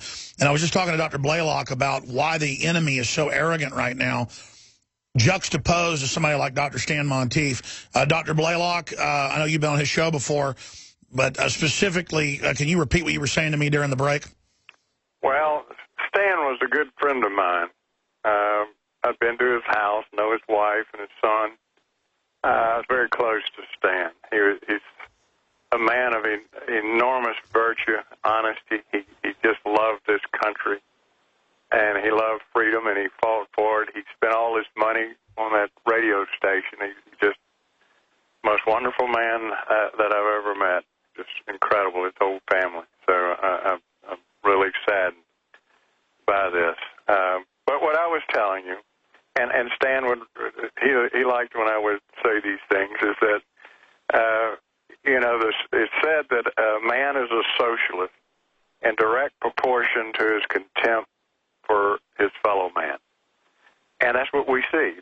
These socialists, these central planners, the collectivists, have absolute arrogance.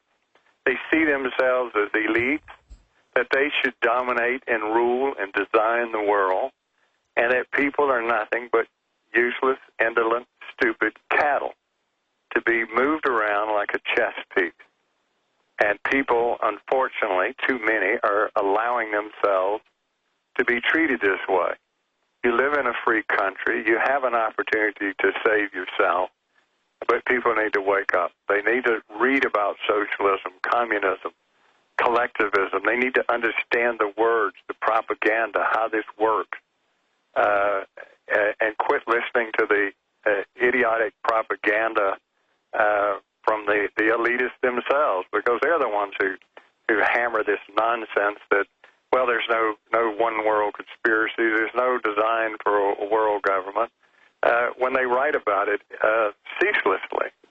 You can find it everywhere. They've literally written thousands of books admitting their whole plan, but knowing the public isn't reading it and just hoping they call us liars and people won't believe us. That's right. They have the media. They're yap dogs to sit there and tell everybody, oh, yeah, it's just what David Rockefeller said. It's exactly what Brzezinski said. I tell people, look at two things. Brzezinski and Rockefeller and Kissinger right now, just recently, said we need to get behind this president. He's the best president that we could have. Brzezinski was the one who promoted choosing Obama for the presidency. Now, Brzezinski's not a stupid man. He's a very powerful man. He created the Trilateral Commission.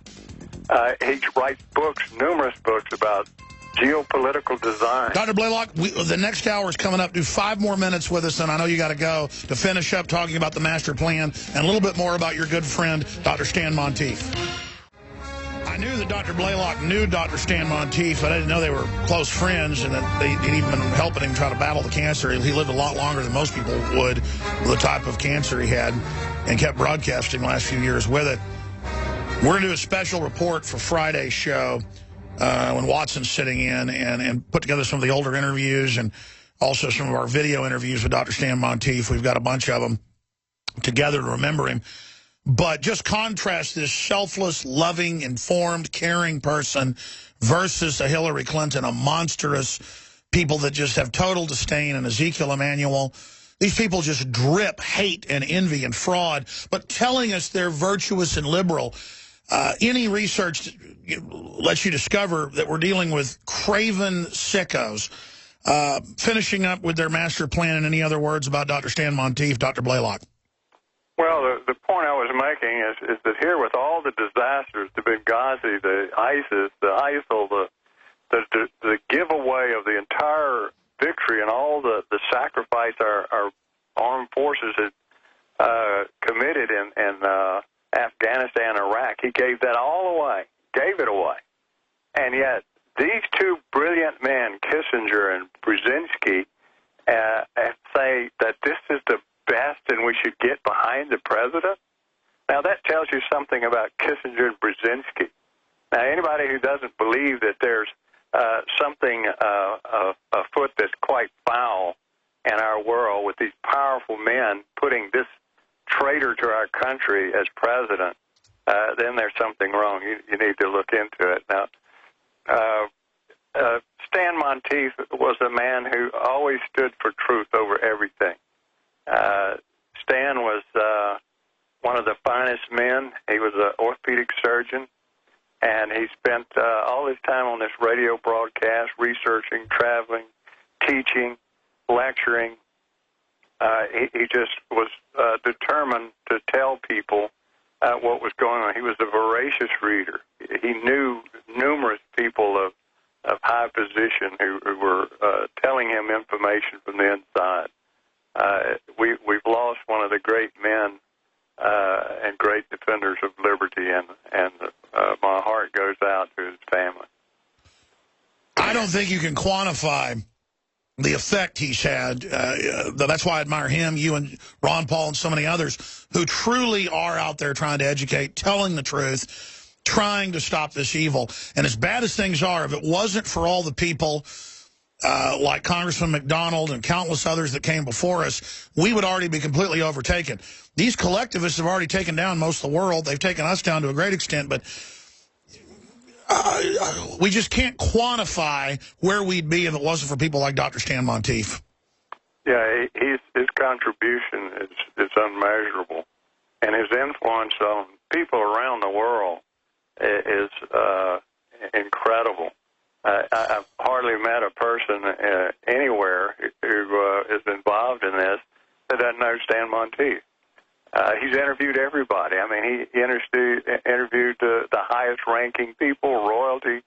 It didn't matter who they were. Somehow he ended up getting him on his radio program. He was an amazing person. Well, I hope when I check out, I can be, just half as good and prolific as he was. He's a real example of a role model, a real man. Well, yes, and you're carrying on in his tradition. You're bringing people to your radio program that have an important story to tell, and that's how people learn.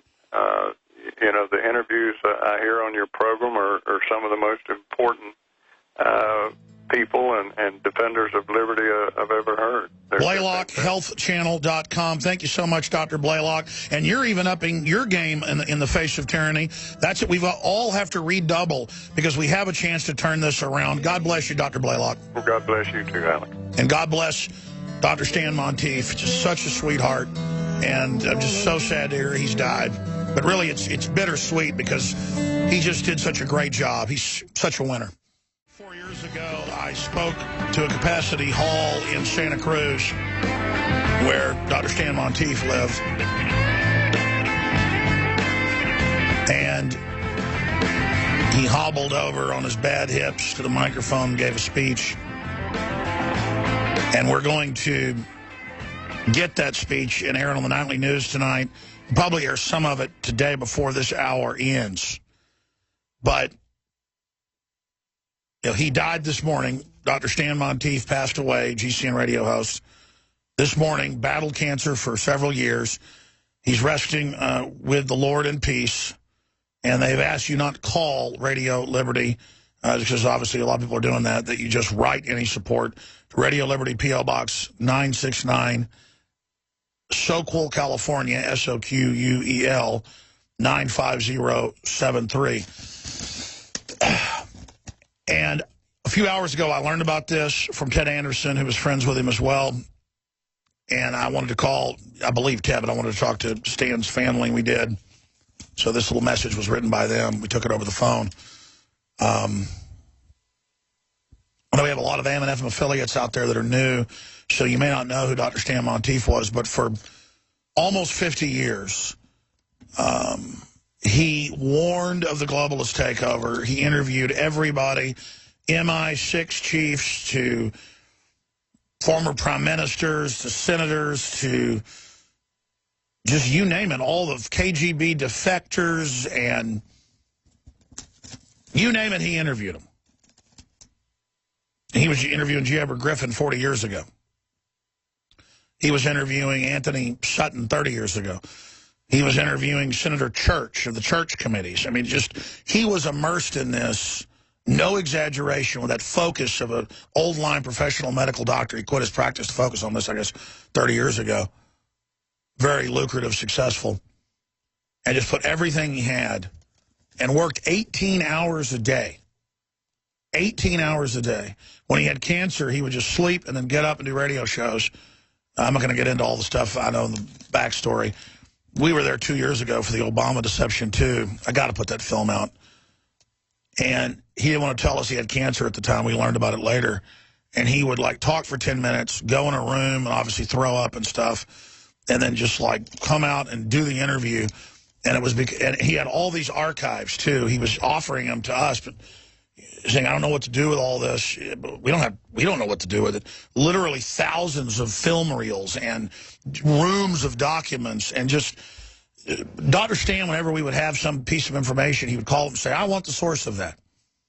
Or when someone claimed something, he would ferret it out and discover who the source was. He obviously had a lot of intelligence operatives and people feeding him info because he had so much integrity. And he exposed that HIV was a race-specific bioweapon, got the documents. He never wanted any of the credit for anything. He just, so many times you track something back to Dr. Stan Monteith.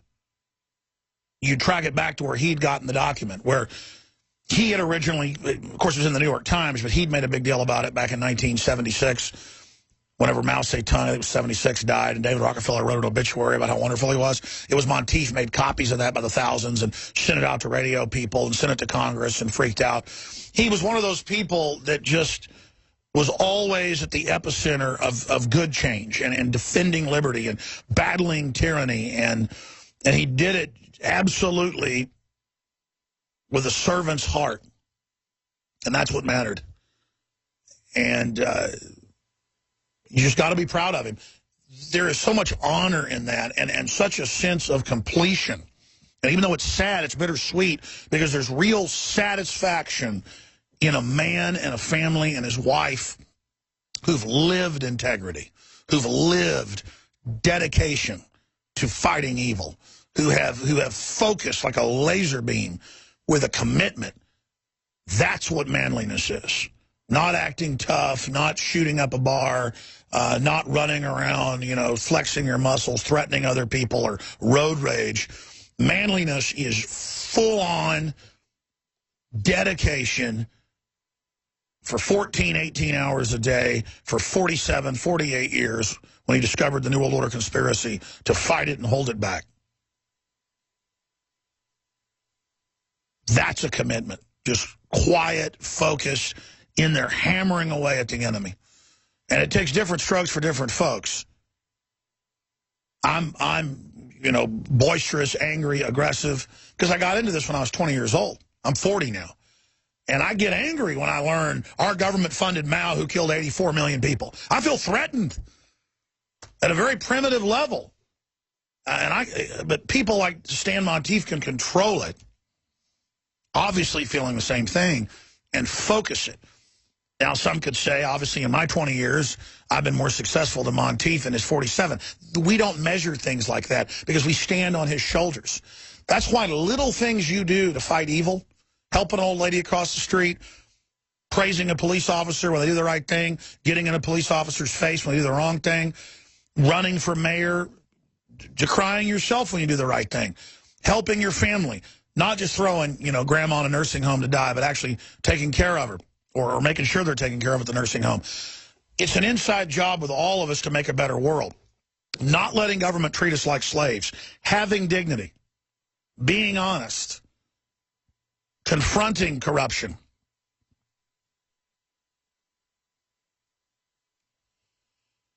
That's what this journey is all about.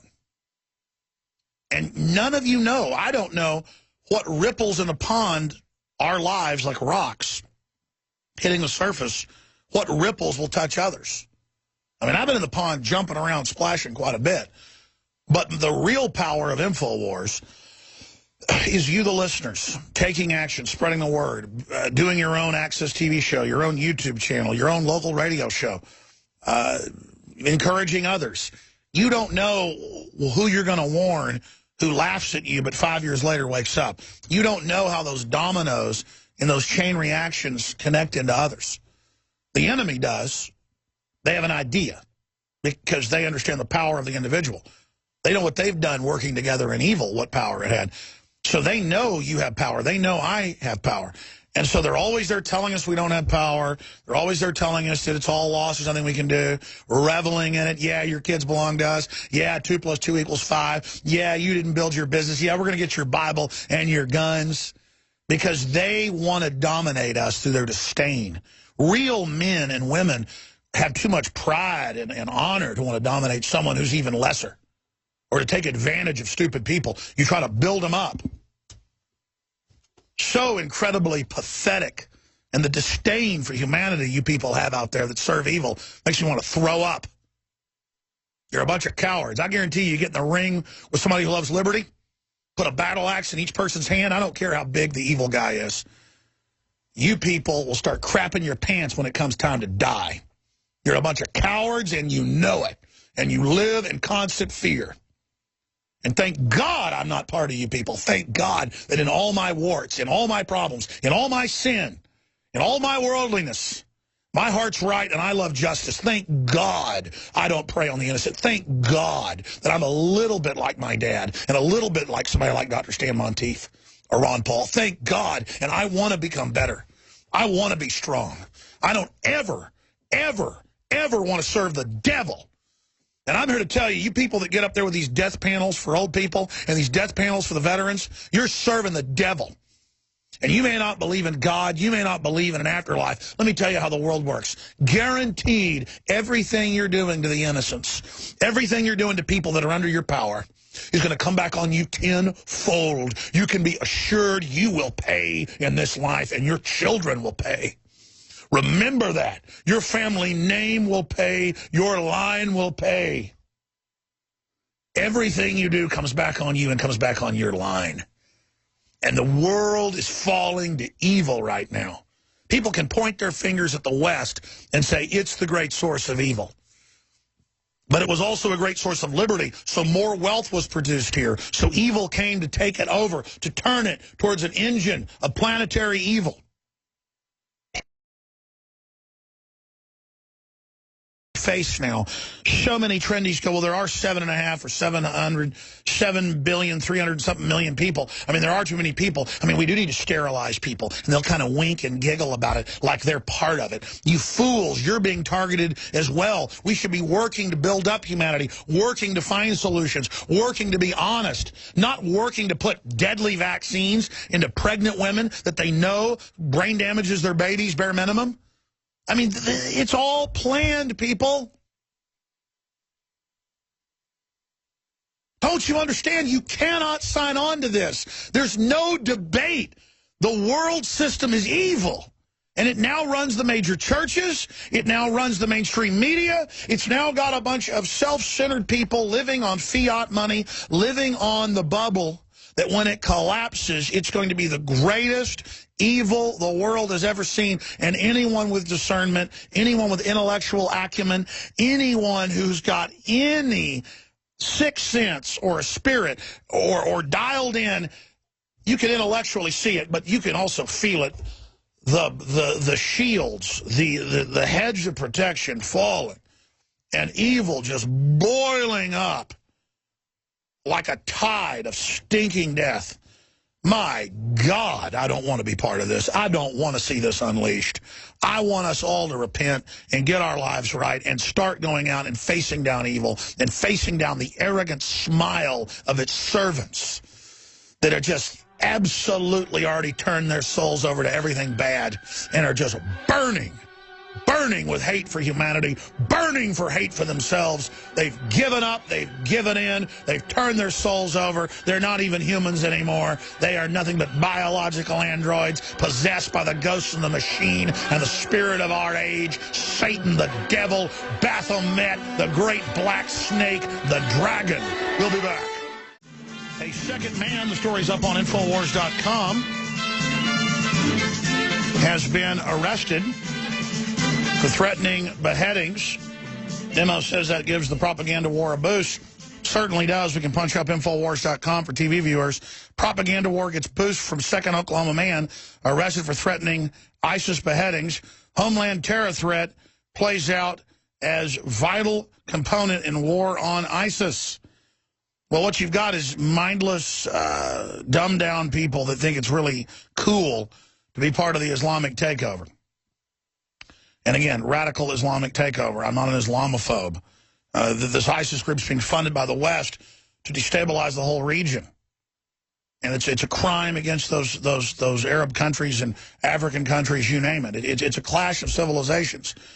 But then you've got people out there like Alton Nolan chopping heads off, stopped by a gun owner, by the company CEO. And that's what I've got right here. I mean, look. Get my instant access pistol safe. I mean, same thing with a revolver. I mean, just we've got a whole bunch of folks armed here at the office, just like having screwdrivers or whatever else. I know folks that aren't from Texas come around here and they're like, what in the world? You know, you got guns? Yeah, we've got M4s, you name it. Shotguns. I mean, we're ready. And it's not that we're looking for trouble. Just if somebody is looking for trouble, we're not going to get in a fetal position like they train people to do to get shot in the back of the head so this head chopper could kill 10 of us. We're not going to get in the fetal position and start urinating on ourselves. Somebody wants a fight. Somebody's looking for trouble. They came to the right place. It's real simple. We're not living in fear. People say, oh, you must be fearful and paranoid. You got guns. No. It's the opposite. I got fists, too.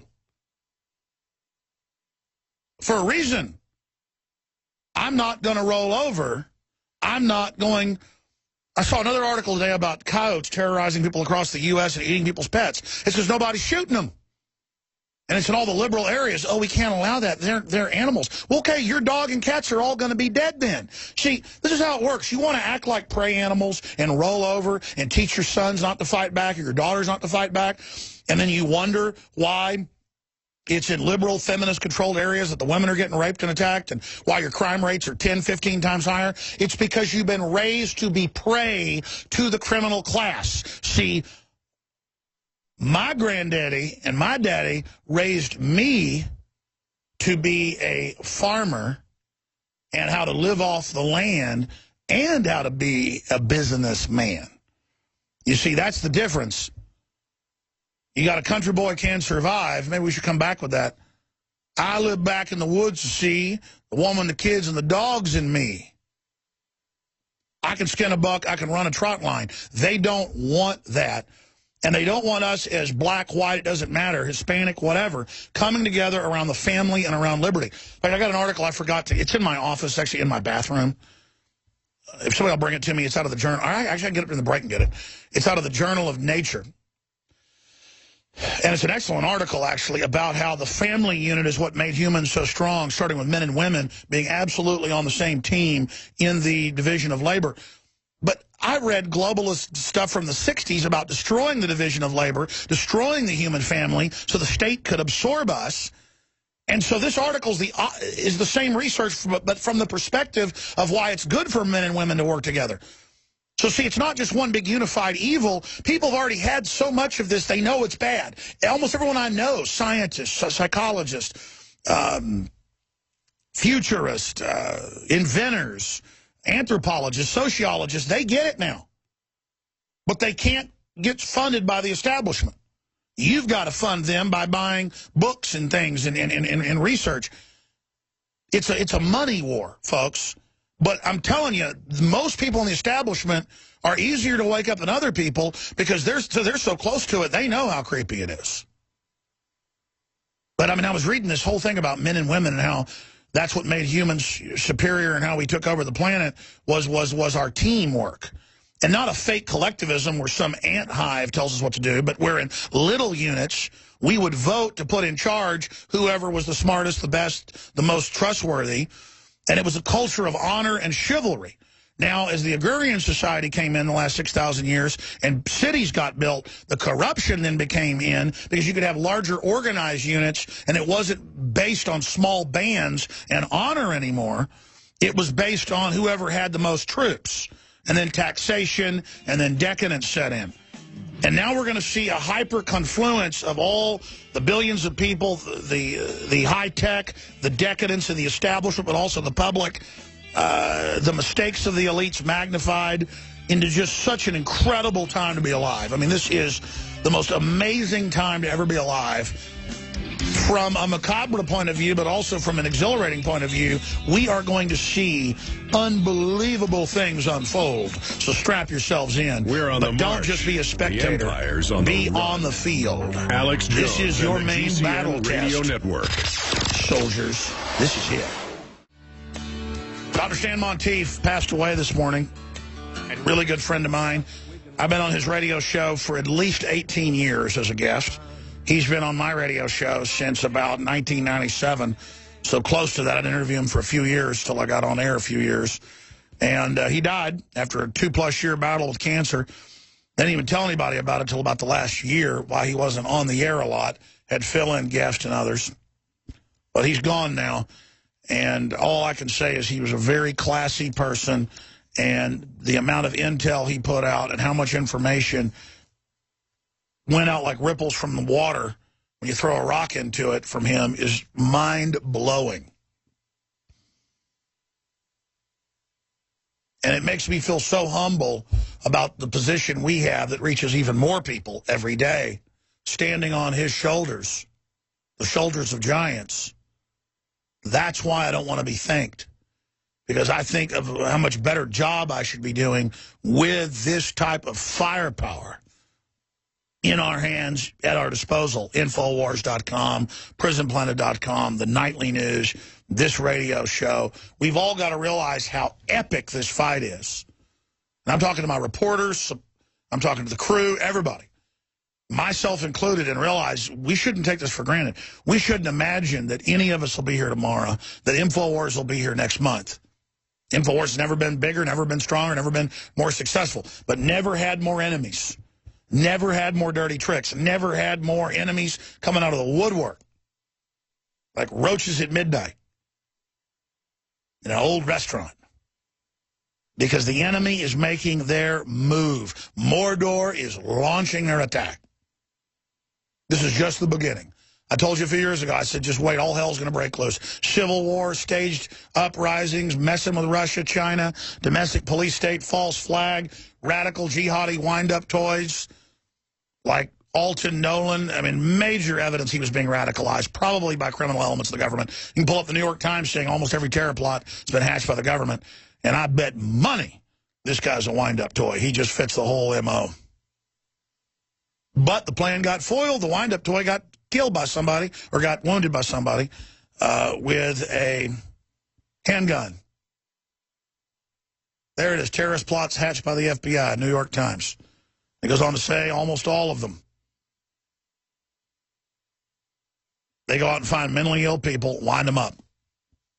Turns out a lot of the Islamicist mosque leaders are allowed to say all this stuff in England and here, call for violence. They're being funded and allowed to radicalize, not to even track people back to their home countries. No, they're being armed over there, but as a destabilization force. Look, the border is wide open. So I want to be clear, this threat is real, but it's like dumping a bunch of black widows in your neighbor's bed. Did you order the black widows to be the most venomous spider in North America? Did you order the black widows to bite them? No, you just put them in the bed. So you are an accomplice because of the premeditation of it. And it's par for the course that you don't get promoted in these agencies unless you go out and do these things. And then the argument's, well, it gets us the funding to fight real threats. It's a simulant. Now, I don't think it was simulated the lady's head getting chopped off. Now, again, we can't prove that yet, but this Facebook and him operating and everything else, and the fact that they could get him to do this in 6 months, I've said this over and over again, hypothetically, I'll never do it. I could go out and find schizophrenic or mentally ill or borderline personality disorder people, tell them what they want to hear, mentally ill, you name it, and I mean, in a matter of days, I could have them do whatever I wanted. And that's what the government does. And it's despicable. It's truly despicable. And see, this starts the whole narrative. Oh, my gosh, the Muslim terrorists are hiding everywhere. Give up all your liberties. Here is the intro to, in about a little 9-minute speech. Dr. Monteith was there to hear me speak a few years ago in Santa Cruz to the listeners of KSCO. Michael Zwirling's fine group of stations. He has a few stations there. And I said, hey, will you please get up here and speak? And he said, oh, I really don't want to. And I said, please. And so he gave a short speech. He did die again this morning, and we're going to be putting a compilation together for Friday of some of his most important interviews and work, and some of our video interviews with him. We're going to show some of those never before seen with Dr. Stan Monteith. And some of these interviews, he's so sick he can barely talk, but it's important information that he's putting out there, really trying to impart to people the knowledge. But let's go ahead and go to some of this speech from a few years ago in Santa Cruz.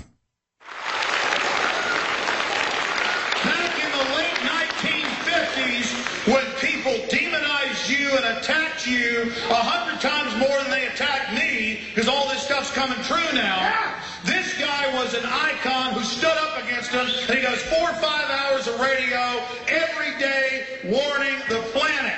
And so I wanted, I know most of you know him, but I came to here, not just you, and not just to give a speech, but to talk to Dr. Stan Monteith. So I wanted to spend 15, 20 minutes crystallizing the fact that he's seen this huge awakening and where society's going, and for us to count the cost and decide which side of this equation we're on. Liberty or tyranny? You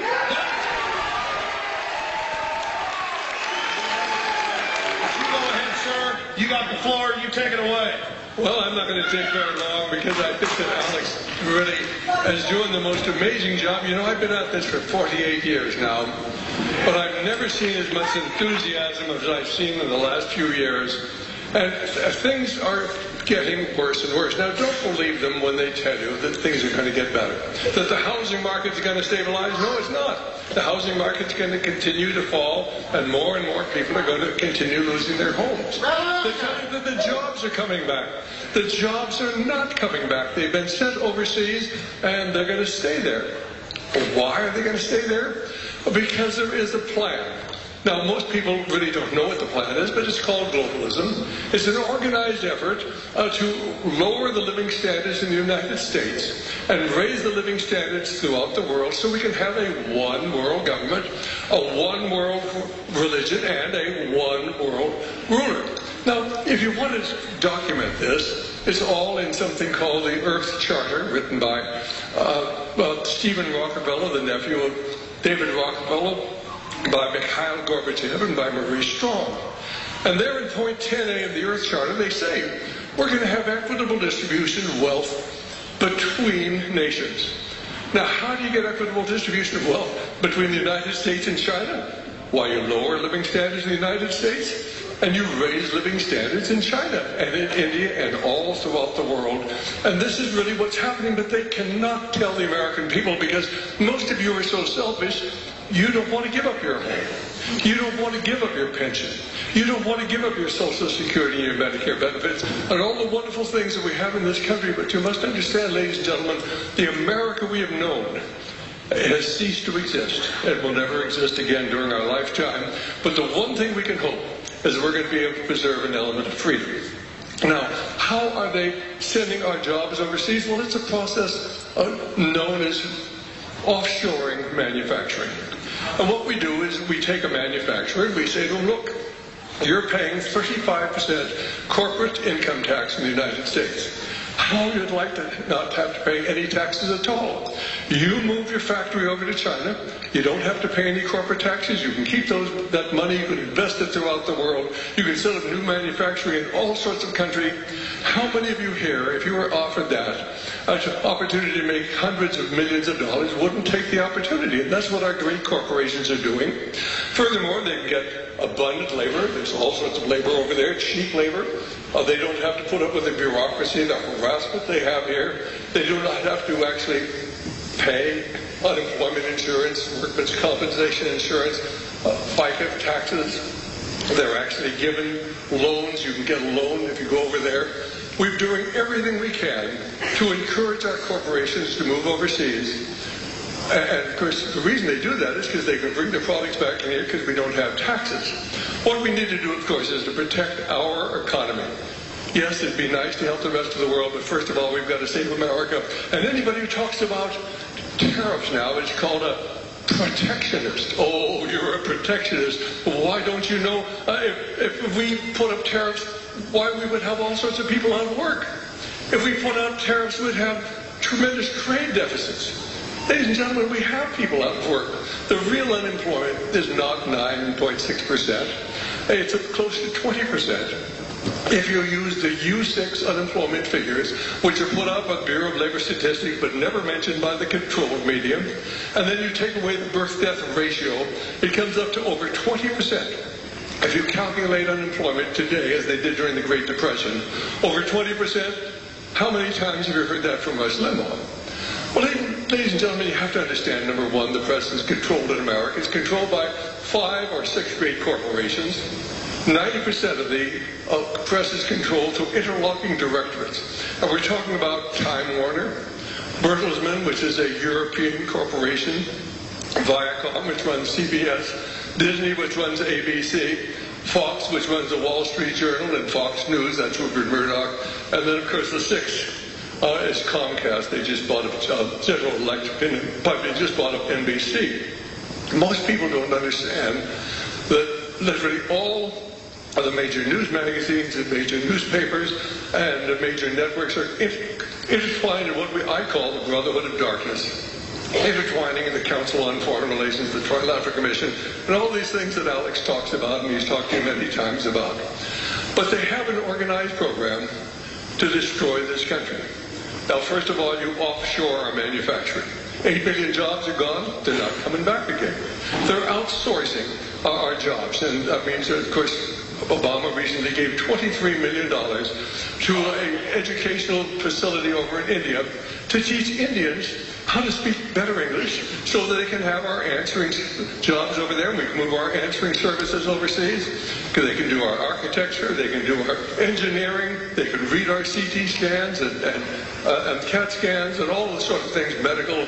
I mean, in fact, there are between 25 and 42 million jobs that can leave America and be done just as well overseas, according to Dr. Alan Binder, who's a professor of economics at Princeton.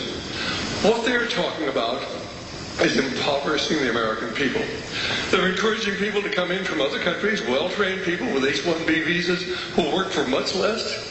They're refusing to enforce our immigration laws. Why? Because they want the illegal immigrants to come in so that we'll work for less and drive down our wages. Now, right now, people aren't hurting too badly. I mean, we've got unemployment insurance. It's been extended out to 2 years. You get 50% of what you were making before. But what happens when the federal government runs out of money? You can't keep borrowing money. And eventually what happens, and of course we're going to see this within about 10 years, is that they'll be putting out certainly more for insurance on the national debt and for Social Security and Medicaid, and all the money that comes in, there won't be anything left over for unemployment insurance, there won't be anything left over for the military. All of these programs, these wonderful programs, are going to come to an end. And that's exactly what they want.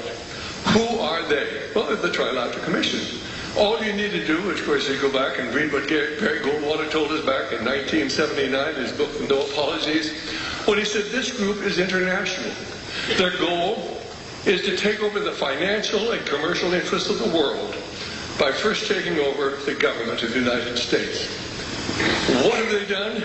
Well, from 1977 to 2008, every president and or vice president of the United States came from the membership rolls of the 87 members of the North American chapter of the Trilateral Commission. Do you think that happened by accident? 6 of the 8 presidents of the World Bank who controls world finance came from this little group. 8 of the 10 World Trade Representatives who determine our trade policies. 7 of the 12 Secretaries of State, 9 of the Secretaries of Defense. They control our government. And Rush Limbaugh's never going to tell you. And Sean Hannity isn't going to tell you. And Glenn Beck isn't going to tell you. But Alex Jones will.